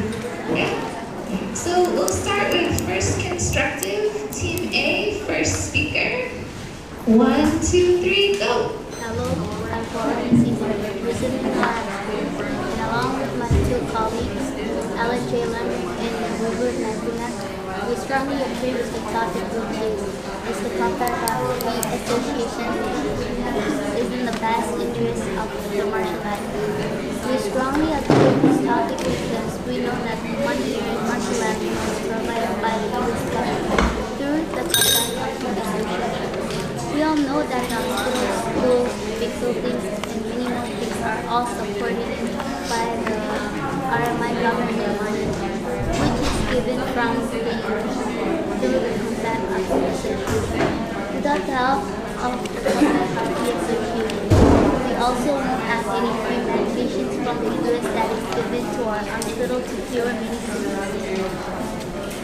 As we all know that RMI is one of the islands that have high rate of diabetes, so we need medications to treat our sickness. If not, how would we face to cure or treat diabetes without medication? That's for example. Another reason we strongly agree with the topic by the Japanese government, but our other needs are being attended to by the U.S. government. We, the people of the Republic of the Marshall Islands, have visa-free access to great opportunities of financial assistance and compensation, as well as being able to work, study, and live on American soil. Marshallese people have been provided with many options since November 13, 1986. That's almost 34 years of trust and good partnerships. Why throw that away? To add on, the RMI government receives many opportunities regarding education like scholarships and grants of any kind. The U.S. government funds at least $2.7 million on scholarships and $1.8 million for health and medical programs. Around $890,000 is given annually for surveillance and enforcement. None of these blessings would be possible if we did not have the compact. There are so many benefits to this compact, and a good amount of things we have would not be possible if not for the compact. Things like economic relations, education, employment, military assistance, and national security. With the help of the U.S. government, our country has developed increasingly fast within the last 3 decades. We have come very far with the U.S. by our side. it should continue to do so if our contract is to be renewed. Though we are still in need of improvements, the U.S. government has given us a substantial amount of support we need in order for us to bring our country to the 21st century. Thank you.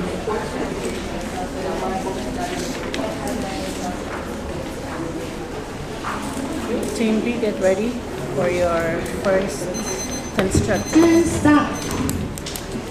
First constructive, Team B, first speaker. 1, 2, 3, go. Hi. Senior representing this year's debate competition from MIT, along with my fellow teammates, Rosalina Minor and Golden. Before continuing, I will restate the motion. Is the concept of free association, also known as COPA, in the best interest of the martial arts? Which will emphasize on 1, compact, which means agreement or contract.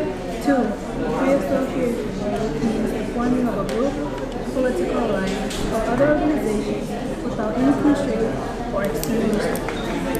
And 3, Marshall Islands. The Republic of the Marshall Islands is a country residing in Oceania. My team is on the opposing side of this motion.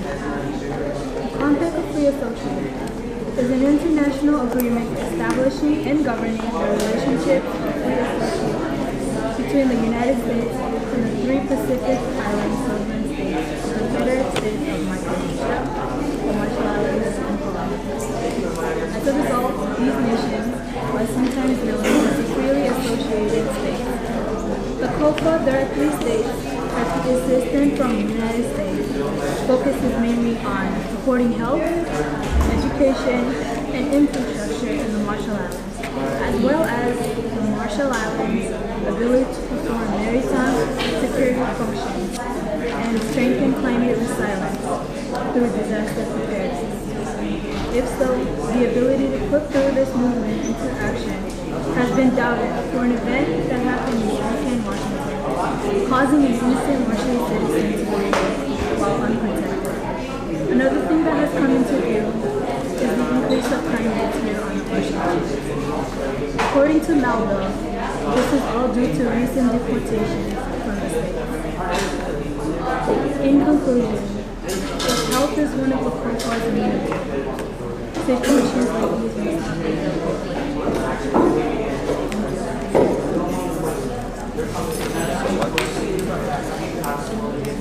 Wait for the timer.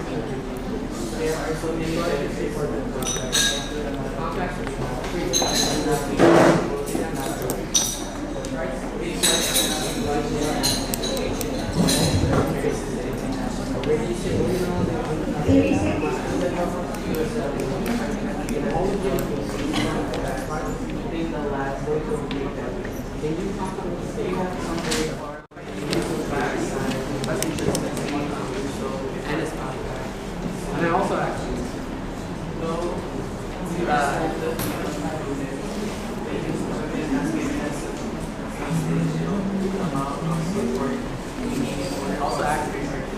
how did you contact me?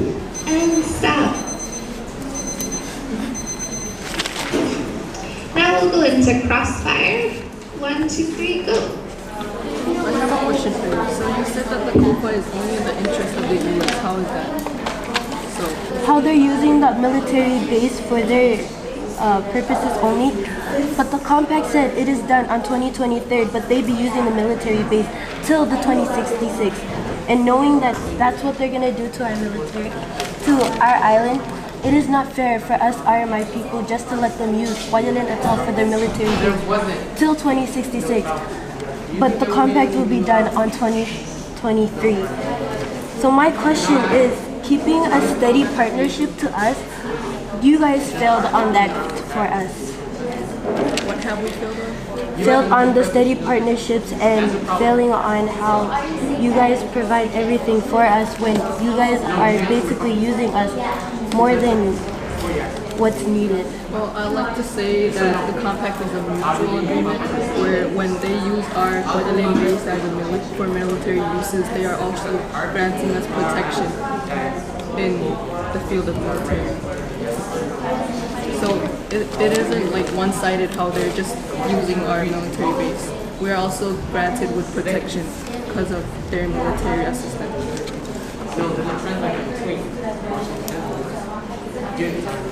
And to conclude, you mainly mentioned about education and all that. What about the healthcare? What about the radiations that they did? The atomic bomb, there's nothing to cure that. Is there anything that you think that what the compact is doing to really fully for our health? Well, part of the compact, there's a tribunal that compensates those that were affected by the nuclear testing. And that isn't the only section that the COFA provides. That is the benefits of the COFA outweigh the negatives. Now we're going to go into second constructed team A. 1, 2, 3, go. So, my name is Marlon Dolitrum. Okay, the COFA has given us many benefits under further two areas, immigration and military protection.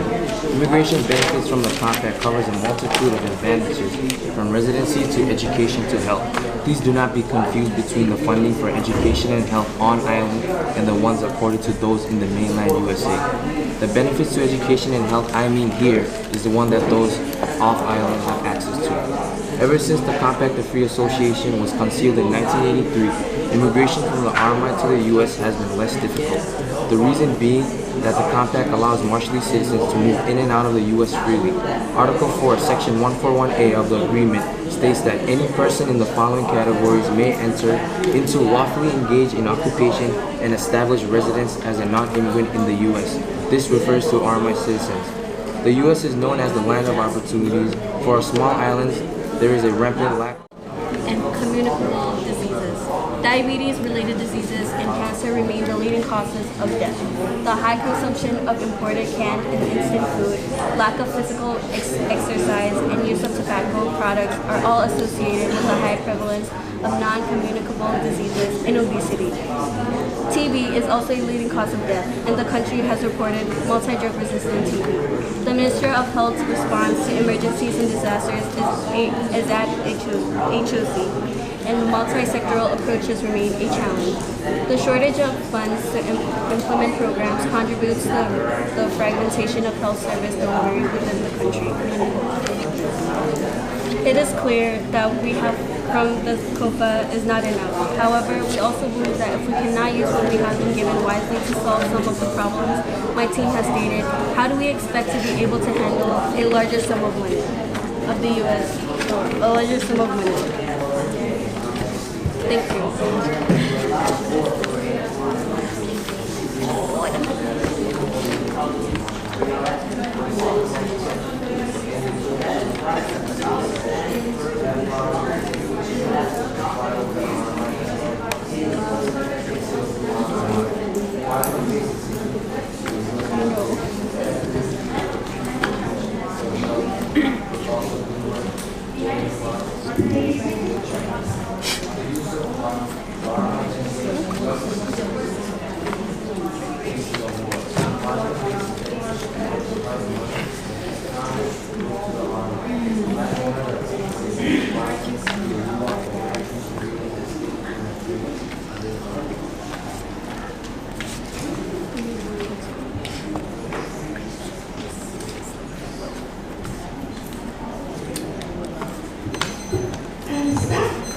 Next, second constructive team B. 1, 2, 3, go. My name is Drew Penny. I'm going to be elaborating on what my colleague is saying.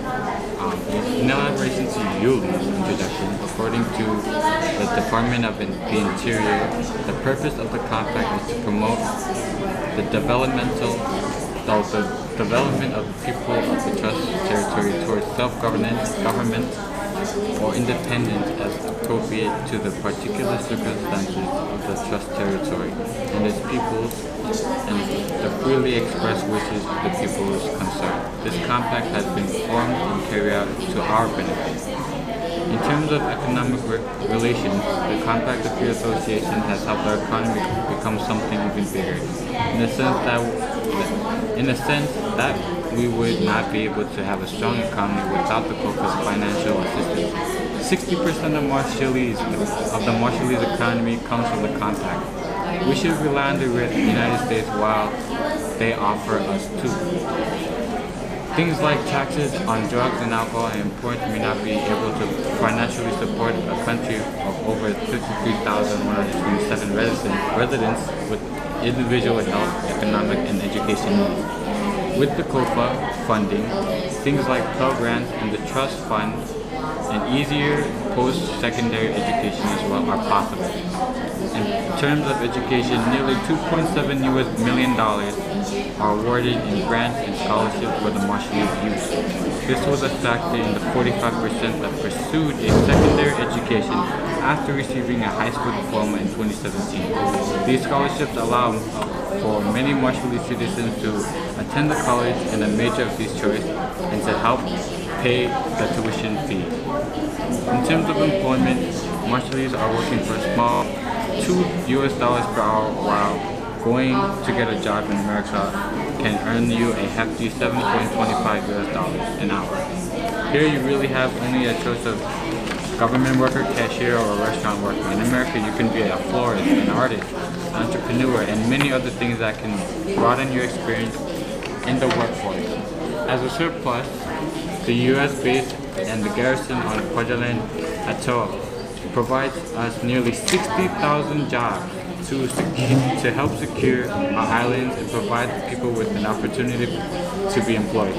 Speaking of the Army base, the compact provides us security and defense. With the world going haywire and going more location. Is the COFA really in the best intent if we cannot fully recover from the responsibility of the nuclear weapons? With that said, are we, is the RMI? We'll now move on to the crossfire. 1, 2, 3, go. So, all those things that you were stating right now, those happened in the past, am I right? So, as my colleague said earlier, we can't undo something that has already been done. So, should we stop worrying about the past and start focusing on the future? We are students. We're here to look for the betterment of our future. Am I right? Correct. And the compact has been helping us with our education needs, such as books and computers, so that our students can learn more about the world. Is that right? That's right. Do you have any questions? I do have. Did our people die during the nuclear test? Did our island become a radiation waste field? And did we?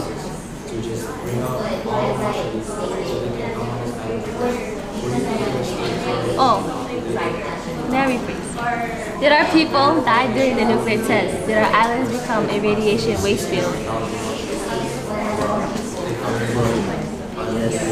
Yes. As we stated, all was given was the compact. And some people were treated on Rongola. Well, they all went and got treatment, but some unfortunately died. Are you saying that we can be bribed to forgive the nuclear test that killed our people?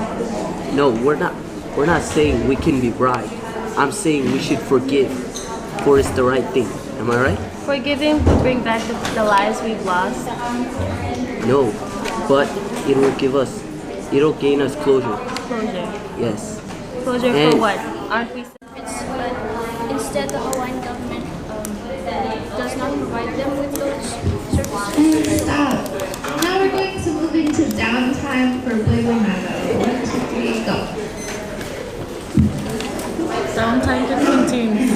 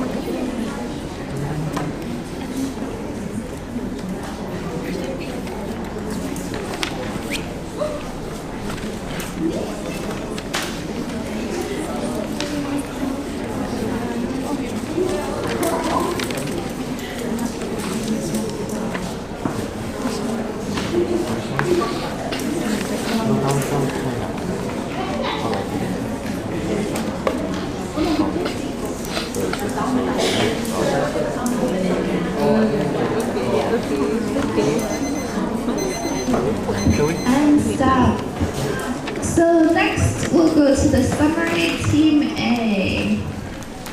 1, 2, 3, go.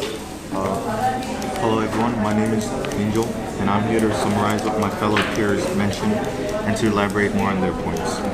Elaborating more on what was mentioned on jobs is that with the COFA, we gain visa-free access to move, live, and work in the States, especially when we don't have a lot of job opportunities, and also when some of us don't meet certain job criteria. And the job opportunities there are vast and plentiful, especially when the RMI is placed 7th on the top 10 worldwide unemployment rates with a hefty 36%. In just the year of 2016, a amount roughly around 10,000 RMI citizens visited the States, a 36% increase from the year prior. I confidently say that RMI citizens migrating to the States is beneficial for us.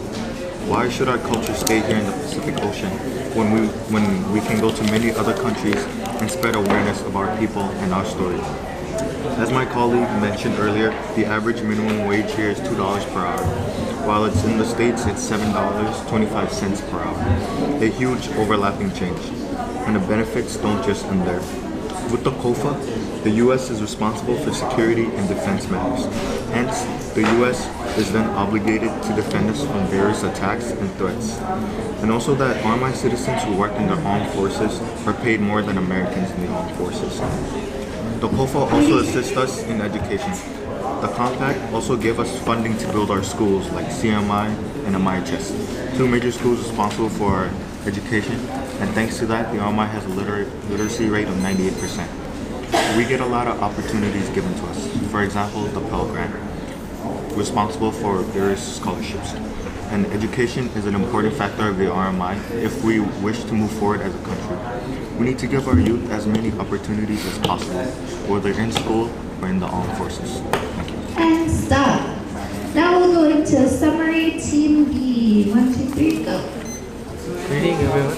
My name is Umar and these are my two colleagues, Charlotte Isumaki and Tina Benson.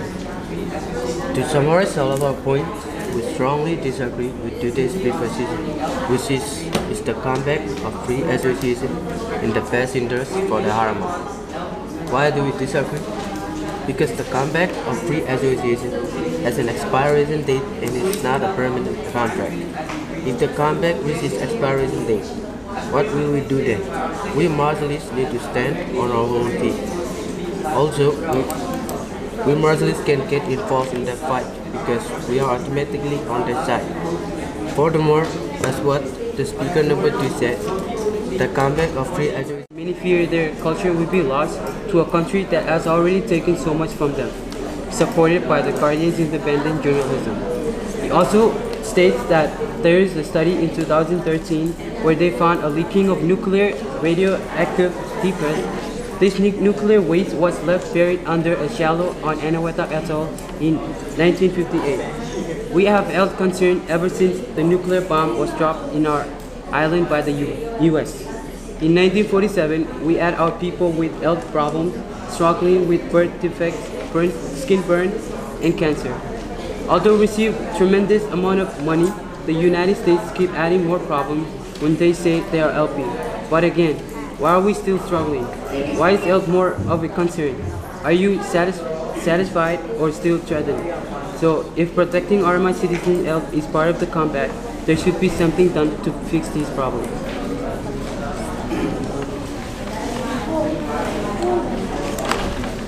So much downtime.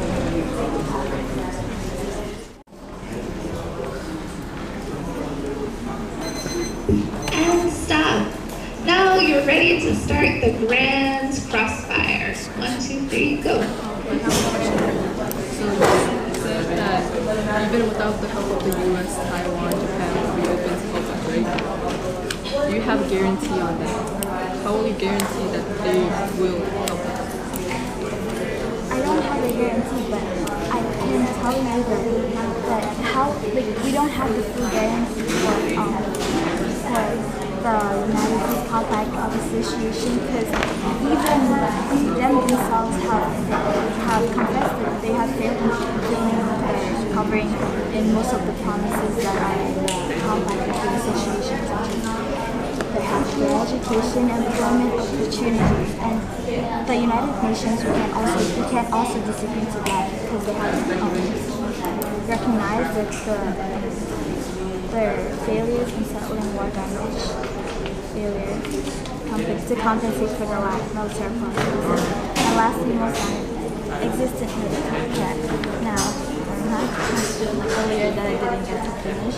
As I have said, the contract ends in 2023, which is the agreement, but the usage for quadrillion still ends on the 26.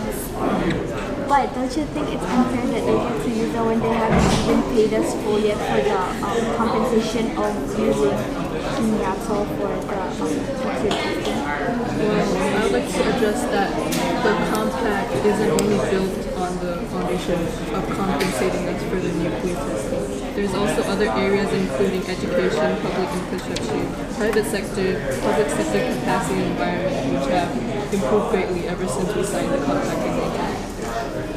So the nuclear and the legacy, that is not the only sector we need to pay attention on.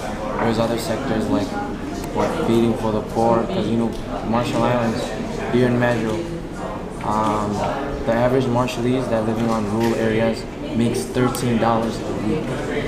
Imagine living $13 a week. Therefore, we will need the assistance of the COFA to help us to make those people live better. And for the victims of the nuclear devastation, the benefits of U.S., the COFA funds the education, will make us make a better place for those people who have been affected. We can make more hospitals on this island instead of leaving. And I want to ask, or to conclude on what he said, being invaded when the Americans are also invading the RMI, which reasons why they think that they could use us just for their experience and also making our people get involved with their military. When they said that they would protect us, why can't they protect us without asking for anything? Time to breed more fish. And there have also been past studies in the RMI waters that there's built.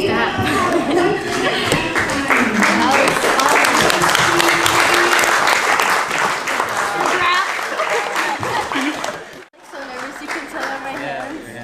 I'm like so nervous. Oh, what is now? Focus. Oh, wow. Good job, everybody. Final focus. Oh, where's the thing? Where's the...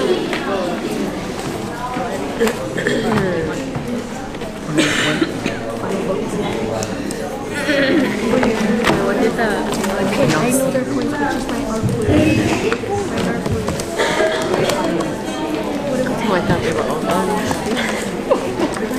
That was pretty intense, guys.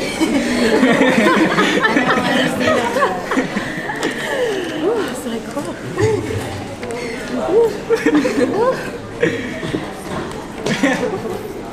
You look calm, cool, and collected. What are you talking about?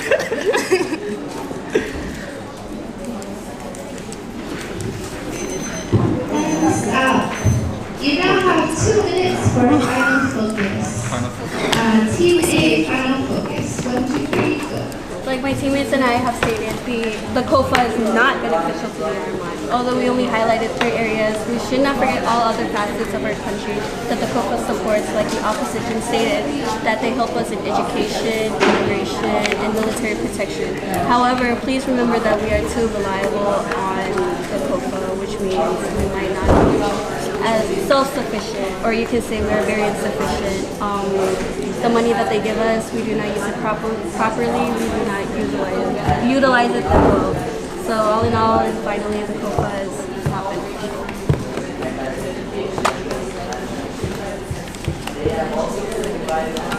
With money that support our schools with supplies such as books, computers, and etc.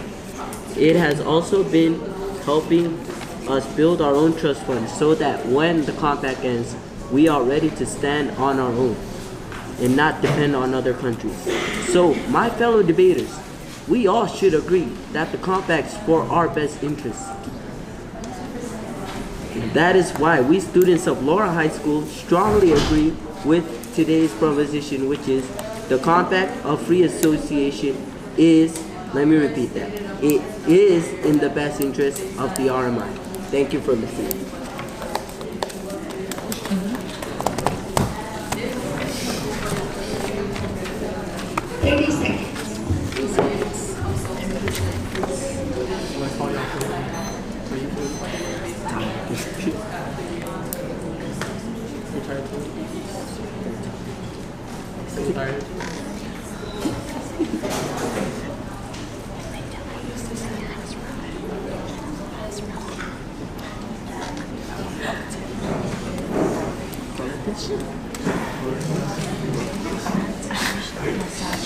Only we can stand up and copy this one. Team B, final focus. 1, 2, 3, go. We once again restate that we strongly oppose to the current compact of free association. Is in the best interest of the Marshall Islands because it doesn't comply with the crucial demands of the RMI based on our reliant needs. We need total satisfaction for our migrated citizens who aren't medically insured, such as the 50% of Arkansas's largest RMI citizens population. The 10 to 12,000 citizens of this nation that aren't provided the Medicaid that the compact promised and are responsible for. We need radiation extraction from the radiation leaks of the nuclear dome located in Eniwetok, one of the main islands demolished and known as the Tomb due to the radiation levels that are now leaking and exposing threatening levels of radiation. We struggle and face a crisis that could have been avoided if our islands and our people were not treated as test subjects. How can the Compact of Free Association be in the best interest of the Marshall Islands when it isn't giving the best reassurance for the Republic of the Marshall Islands and its people? We are the bearers of burns from radiation, the birth, Down syndromes, disabilities, and other diseases prior to the radiation from the nuclear. What interest is there to exploit when the compact isn't providing the best effort to meet our needs and truly obtain the interests of the Marshall Islands? What is 3.9 billion when it cannot fully expel the radiation in our bodies? When it cannot bring back our lost homes, islands, culture, and people that died to the nuclear testings? What is education, medical, and financial assistance? Does it really compensate for everything we suffered from the nuclear legacy? So we repeat our final statement. The Compact of Free Association is not in the best interest of the Marshall Islands.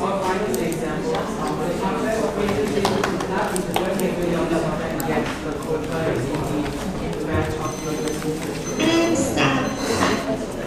So you've now made it to the end of round 3.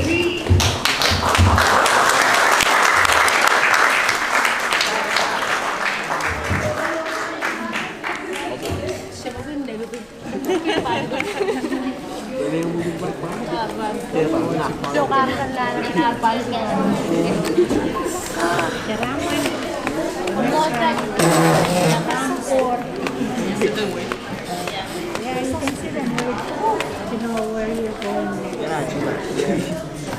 This is round 4. Alright, well it looks like some of the food is coming out, so we have a decision to make. Okay, we're gonna do one more round and then we'll break for lunch.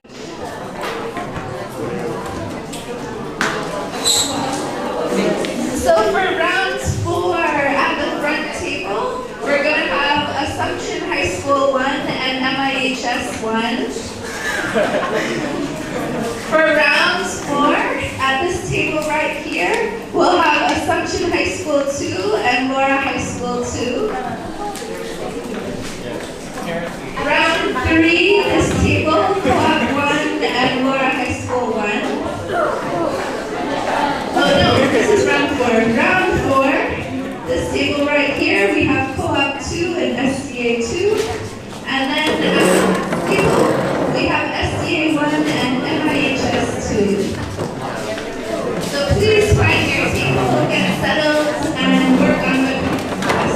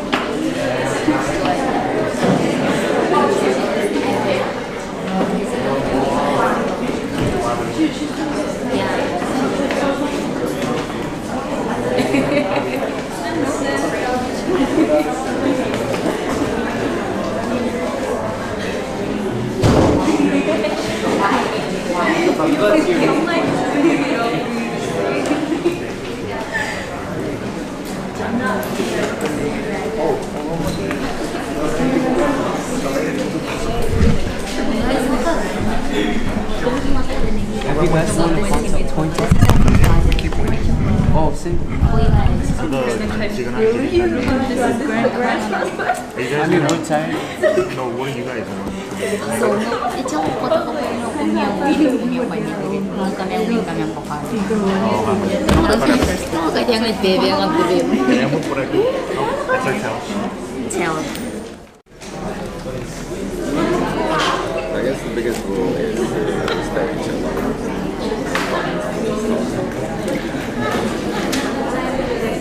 Try to be loud and clear.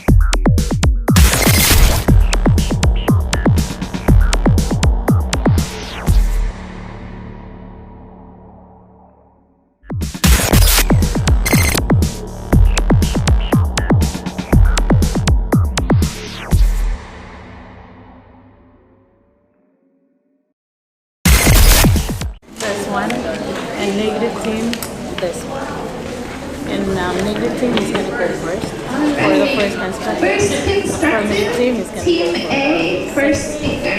1, 2, 3, go. To think that the U.S. to control overall land use is like its test subjects and goes without end. Some people have acknowledged that we are better off without them even today. As a Marshallese citizen living in North Carolina, I see that the Arma citizens on or on the mainland have their lives at stake, and their main source of eligibility in their country is about to meet its end.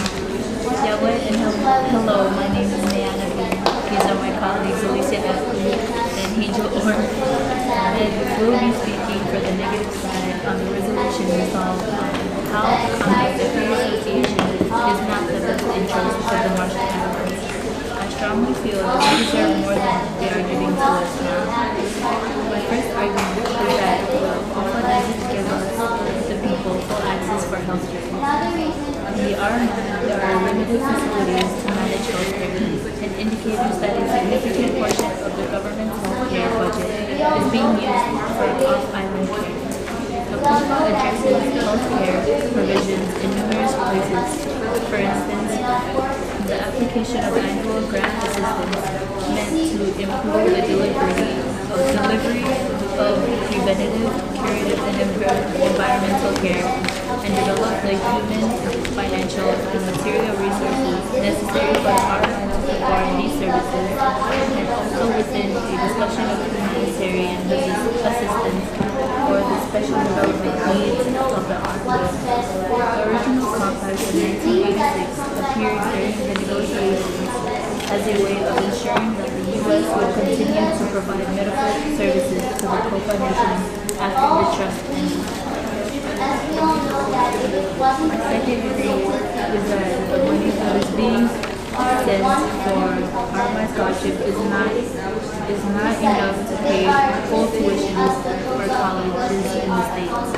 Did you know that 98.3% of us are illiterate, so why would we need opportunities to go to the States when we can go to Taiwan or Japan? According to EOU, the total amount of a freshman student is $36,150, but the highest that you can get per year for the Arma scholarship is $18,000, meaning that students will be more focused on jobs because they need money to pay for their full tuition. The third argument is the downside of having military base. What I have said before is that they took control of our land and they poison our economy. COFA allows the United States to operate armed forces in compact areas and to demand land for operating bases and excludes the militaries of other countries without U.S. permission. But to think that COFA is ending and the Army and stop. First constructive, team B. 1, 2, 3, go. Greetings, my name is Rosie Anaka, the senior representing MIHS in this year's debate competition, along with my fellow teammates, Nozina Miner and Golden Rock. Before continuing, I will restate the motion. Is the conflict of free association, also known as COFA, in the best interest of the Marshall Islands? Words which will be emphasized are 1. Compact, which means agreement or contract. 2. Free association, which means the forming of a group, political alliance, or other organization without any constraint or external restriction. And 3. The Marshall Islands, the Republic of the Marshall Islands, a country residing in Oceania. The Compact of Free Association, COFA, is an international agreement establishing and governing the relationship of free association between the United States and the three Pacific Island sovereign states of the Federated States of Micronesia, sometimes known as the Freely Associated States. My team is affirmative on this motion. A reason for affirming this motion includes educational benefits. The international language being used to communicate worldwide is English. The United States helping and providing education opportunities enables Marshallese citizens to achieve the type of real-world requirements, which will help them in the coming future, helping them in such ways such as communication between jobs, countries, etc. Another reason why the COFA is in the best interest of the Army is because of migration. According to COPA, Marshallese citizens traveling to the We may not have all the things that other first years after independence, but we have each other to help each other to solve the crisis that's coming. Our elders always mentioned togetherness is who we are. And if you do not think that we can survive without the Americans, then you're wrong, because our ancestors did survive without us. Thank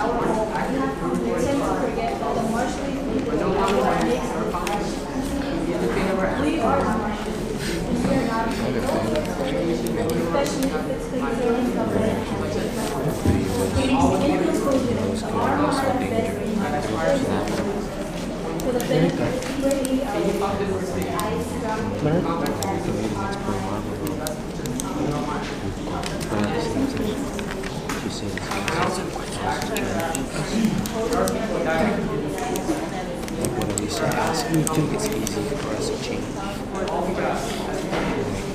not easy to bring everyone back. And stop. And now we move on to the crossfire. 1, 2, 3, go.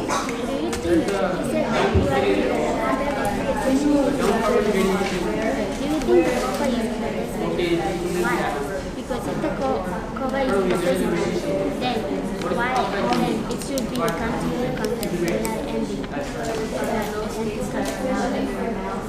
Well, the primary goal of the compact is to, in their efforts, advance our economic and self-sufficiency of the people. If we achieve that goal, ending the compact would be okay because it has already benefited us to economic self-sufficiency of our own people. I have a question for you. So, where is your evidence that the U.S. can't be trusted?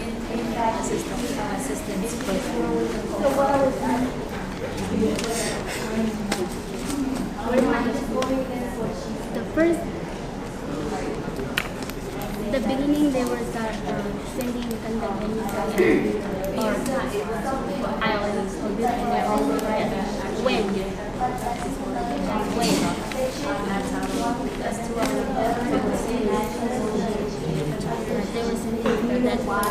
were sending that when the compact was carried. You mean the nuclear testing? Yeah. Well, the COPA wasn't built on the foundation of the nuclear testing. There are other sectors such as education, public infrastructure, environment that the COPA is helping us improve. Do you know why the association is it because? Well, if it wasn't for the COPA, we wouldn't have any like sickness. Then if we wouldn't have any sickness, then we don't need any medications. But it's not the COPA's fault that we have sicknesses. It was their own bombing and their nuclear testing. But the COPA, they were okay. Next, we'll move on to the second constructive team and second speaker. 1, 2, 3, go. So hi, I'm Alan J. Lamrick along with my two colleagues here, and we are representing Laura High School.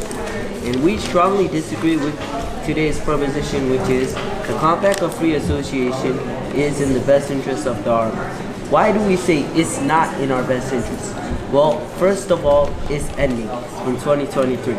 If it really was in our best interest, if it really was in the best interest of us Marshallese, then why is it ending? You see, the compact is ending, but what will we do when it ends? The compact has influenced us Marshallese. So many people nowadays, they don't have to struggle that hard. But when the compact ends, do you think they will struggle? Well, I believe they will. Another reason why we say it isn't in our best interest is because why do you think the compact is really here for? Well, they feel that they should pay for what they did.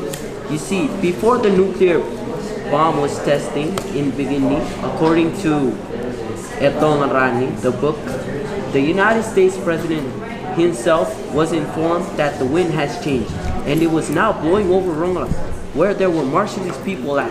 But still, the president gave the go-ahead. That's something we should really think about. They knew, yet they didn't stop. Many people are now infected until today. because of the nuclear testing. You see, that day, our fellow ancestors were treated like lab rats, like test subjects, which is very harsh. This is something we should really think about. There is no amount of money that can equal the suffering and pain we Marshallese endured that day. So the question we all should be asking is the compact really in our best interest if it's ending? I believe not. Lastly, the military base has also made us a target. As we all should know, the Americans need a base in the middle of the Pacific to monitor worldly activities. So if a war starts, I believe the other countries will want to attack the base, which will cause many casualties. This is something we don't want to happen. And that is why we stand firm and strongly disagree with today's proposition. Thank you for listening.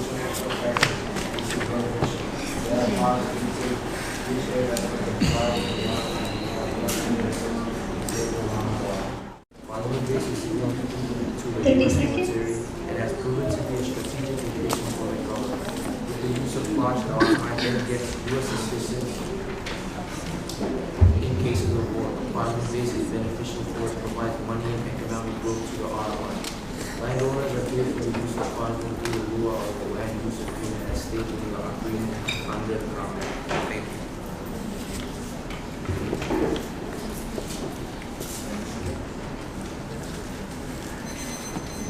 And next we move on to Crossfire. Second speakers. 1, 2, 3, go. I don't remember my narratives. Second constructive team B.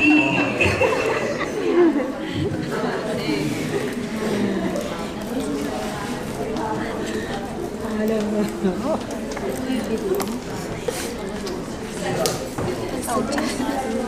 Greetings, I'm Victoria Kilma, and we stand on the opposing side of this year's debate topic, which is the Compact of Free Association in the best interest of the Marshall Islands? And to elaborate more on our claim, here are 3 reasons why. Ripple effect, nuclear health care, and the leakage of the nuclear chemical waste too.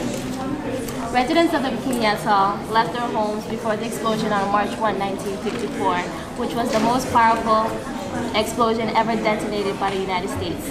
Researchers who traveled to Bikini last year discovered radiation levels higher than those allowed by minimum safety standards due to the 15 megaton hydrogen bomb. The nuclear testing directly affected about 2,000 people in the 4 atolls in the Marshall Islands. The United States provided $270 million for the damages and injuries by the bombing. When the Compact of Free Association came in 1983, it was the way for the U.S. to cover up what they had done to the residents of the affected islands. However, the Compact does not really begin to address the amount of harm the U.S. did when they dropped all those bombs in Bikini. To our second point, nuclear health care. As the nuclear testing took place, the islanders weren't aware of the potential dangers of the project. Many of them suffered from birth defects, burns, and cancer. 4 years after the U.S. began using RMI for extensive nuclear weapon testing, the COFA was signed in 1986, whereas the U.S. pledged that residents of RMI, FSM, and Palau are given access to Medicaid. Only a decade after its commencement, however, the 1996 U.S. Personal Responsibility and Work Opportunity Act stripped islanders of their access to Medicaid. Our final point is in reference to the leakage of Granite Dome. Located on one of Eniweather's 40 atolls, Granite, lies the 328-foot-wide crater created by a nuclear explosion that Isn't the compact meant to validate a proper citizen for medical care? Many RMI citizens travel to American territories in hopes of accessing better health benefits, but instead they are met with the decision to either pay for or forego those services. According to Honolulu City, the 1996 Welfare Reform Act got COFA citizens of federal safety net programs like Medicaid, forcing states to figure out whether and how to provide health care to the poorest members of this immigrant community. So in total honesty, the U.S. has not lived up to the end of the bargain. To conclude, is the compact in the best interest of RMI? And to that, we strongly agree that it is not. Thank you. With that said, are we, is the RMI? And stop. Now it's time for Crossfire second speakers. 1, 2, 3, go. Okay, you mentioned something about nuclear testing. There are other sectors, there's 6 other sectors to be exact, that the COFA funds for: public infrastructure, private sector development, public sector capacity building, environment, education, and health.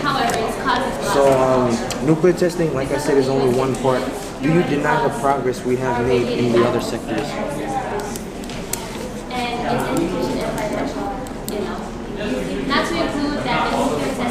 For example, education. There was funds provided to the Marshall Islands for the building of Laura High School. And you guys are going to school there? That's all COFA. Do you deny the progress that they put into that sector?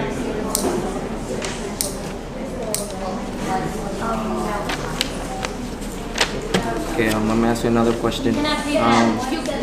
Do we really think you want to cut ties with the U.S.? After all, there's so many Marshallese living in the U.S. What about all your relatives living, working for a long time to provide for the families? Everyone is going to be sent back here. There's approximately 60,000 Marshallese abroad. They will be all sent back to here, which is very populated. Where will they sleep? Underwater? So basically you're saying you want to be a dog who's tied to a leash, and America is the person. So do you want to be the dog who's tied to a leash, or do you want to be free? Do you want Marshall Islands to become independent, or do you want to be forever dependent on the United States? No, but so you stated that it is not the best interest, right? What do you suggest we do if we don't have any more funds from the COFA? How are we going to develop our financial sector here in the RMI, such as the tourism industry? The tourism industry tends to bring in a lot of Now it's time for downtime. 1 minute for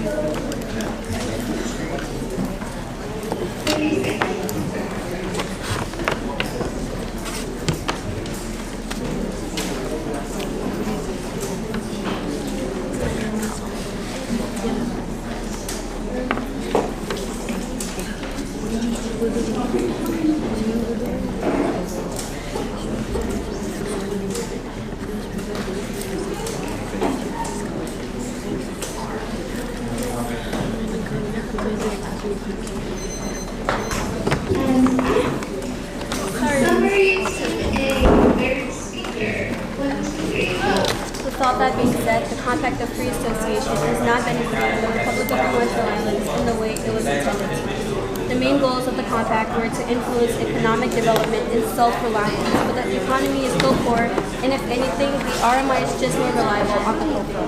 The COFA can provide billions and billions, but it cannot be beneficial to the RMI if that money and those resources aren't used properly. We have highlighted that funds allocated for education and health have not been utilized, as we still see a lot of health issues with our citizens, and some funds allocated for education have been abused. Some may argue that it is not the fault of the Compact, but we say we signed it. Shouldn't we be more responsible for its implementation and be more vocal about its usage? The fund is for us, you, me, our mothers, brothers, sisters, aunts, and grandparents. We must speak up so that it is used in a way that promises maximum benefit for each and every citizen. As for now, based on our findings, my teammates and I firmly state that the COFA has not been beneficial to all citizens of the Republic of the Marshall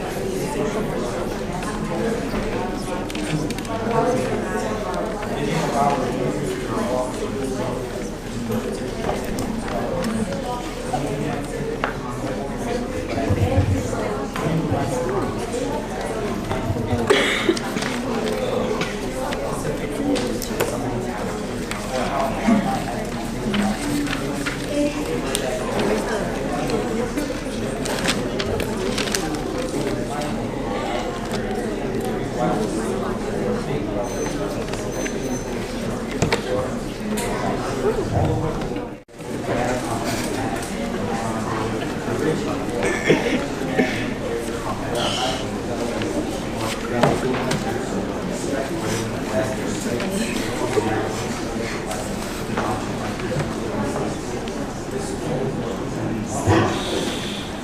now, summary team B, third speaker. 1, 2, 3, go.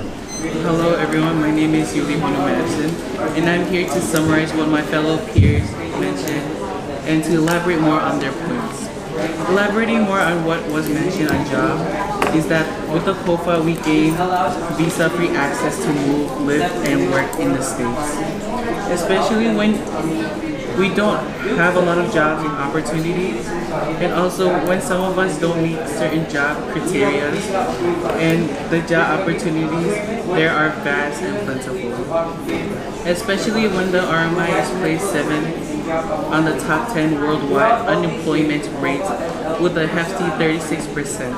In just the year of 2016, an amount roughly around 10,000 RMI citizens visited the States, a 36% increase from the year prior.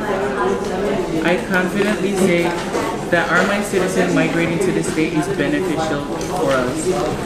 Why should our culture stay here in the Pacific Oceans when we go to many other countries and spread awareness of our people and our story? As my colleague mentioned earlier, the average minimum wage here is $2 per hour, while in the state it's $7.25 per hour. A huge overlapping change. And the benefits don't just end there. With the COFA, the U.S. is responsible for security and defense matters. Hence, the U.S. is obligated to defend us from various attacks and threats. And also that RMI citizens who work in the armed forces are paid more than Americans in the armed forces. The COFA also assisted us in education. The compact also gave us funding to build our school, like CMI and MIHS, two major schools responsible for our education. Time for the grand crossfire. Hello, confrontation. 1, 2, 3, go. Okay, so this is a question for all of you guys. So without, you guys say it's not in our best interest. But I'm saying that it is in our best interest, we're just not using it to the full capacity. So in the argument, in the resolution, it says that is it in our best interest? Is the compact, the free association, in our best interest? It is, but we're just not using it to the full capacity of what's supposed to be used. So what you're saying that it isn't. Do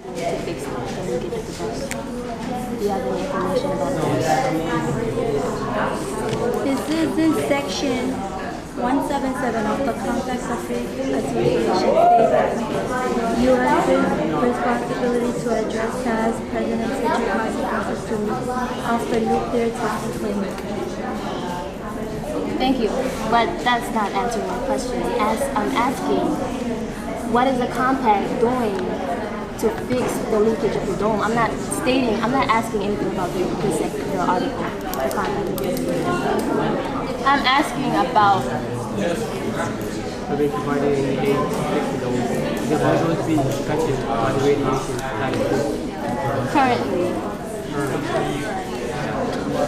Would they give healthcare to other people if they don't have? Healthcare fixes the leakage of the dome? Healthcare blocks the leakage of the dome? Well, that's where the iOS... That's where it is, but I'm asking, what does it do to fix the leakage? I'm not asking about anything else but the leakage. So if they go like, the compact is gone, we can do We nothing can about also it. do the same thing. No, so what are your points on the compact is not in our best interest? How many points do you guys have? Well, compared to our points, we have so many opportunities in the U.S. We have free visa. We have free visa access to go to the U.S. and to bring back our education, to better our economy, So and to let better our me correct that. government. Can I correct you first? Yes. First, we don't have free visa. It's no visa. And secondly, it's not in our best interest because, look, we're still infected, but it's gonna end in 2023. I like to correct you guys for a second. You guys said that if there was no nuclear testing, then there would be no COFA. Is that right? Yes. That is not true, because the main reasons why the COFA was established in Micronesia was to help the trust the TTPI become more self-sufficient, and for the U.S. it allows the U.S. to build a military base. It wasn't because of nuclear testing. That's actually their main goal. Their main goal is to help us until we become independent. That's why it's in our best interest to rely on the COFA. How many sections does the compact cover? They only cover 3 sections. What about the other 3?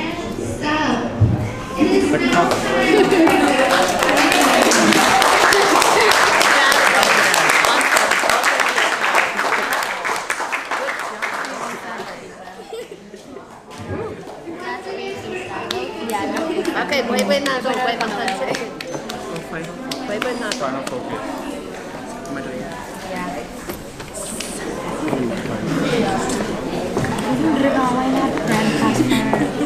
Like, I have so much to say. I have so many questions. There should be, and that's a good point to say when we do the evaluation. Is that in the next round? Is there going to be more time? Okay, we need to take that up with the deciders. 3 minutes is too short. We should just make 5.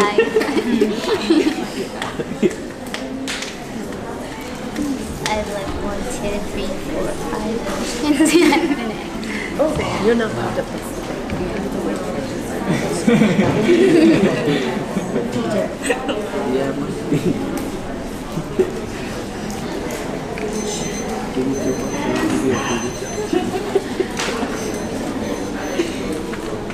Okay, final focus, Team A. Any speaker? 1, 2, 3, go. To conclude on why we strongly disagree with today's proposition, which is the Compact of Free Association is in the best interest of the RMI. Well, like we said before, we strongly disagree because if it really was capacity and environment. I do know that the opposition stated that the nuclear testings have been harmful to us, but the U.S. has compensated for that by granting us military assistance. However, so please remember that the COFA benefits outweigh the disadvantages. Thank you. Thank you, Co-op.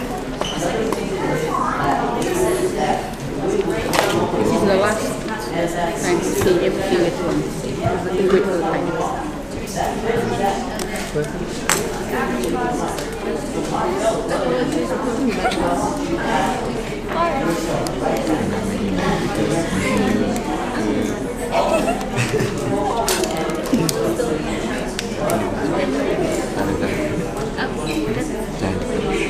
hate coffee. I'm usually calm, but the coffee is making me it's not annoying to get a cafe to get a coffee.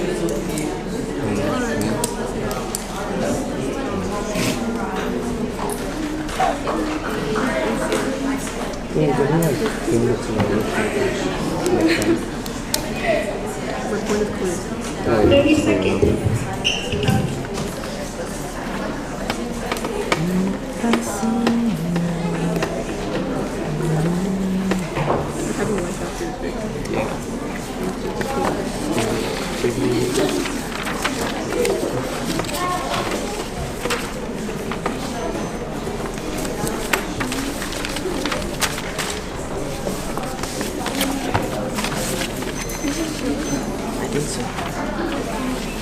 Final focus, Team E.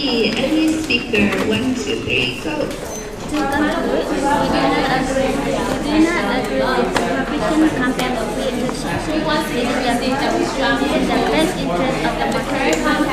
If you look at the compact from a different perspective, you will see that most of the conditions are in favor of the RMI. So is the compact meant to benefit the RMI? Is that true? Answer? No. The U.S. government sees the compact is a way of covering the nuclear that they conducted in the RMI. No. Therefore, my brothers and sisters, the amount of money can bring back life.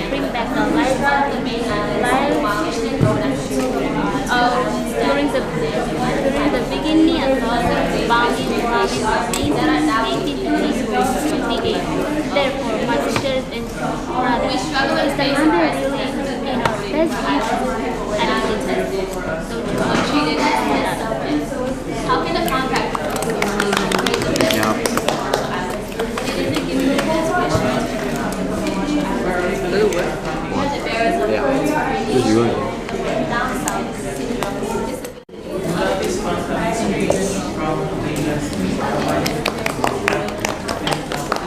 Now, ladies and gentlemen, that brings us to the conclusion of this table. Now is the time for high fives and shake. Good job.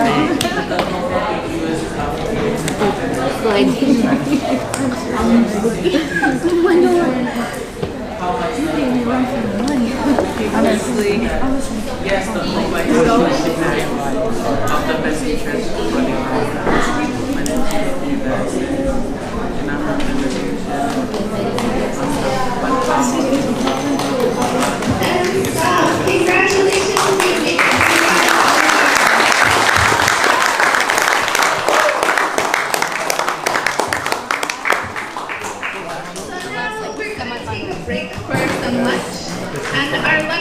Will be a little bit shorter. We'll take 45 minutes, and we're going to invite someone to come up.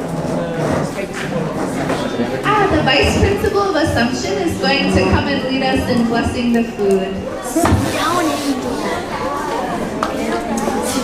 Didn't know that didn't tell enough to go. Gang gang. That's all good.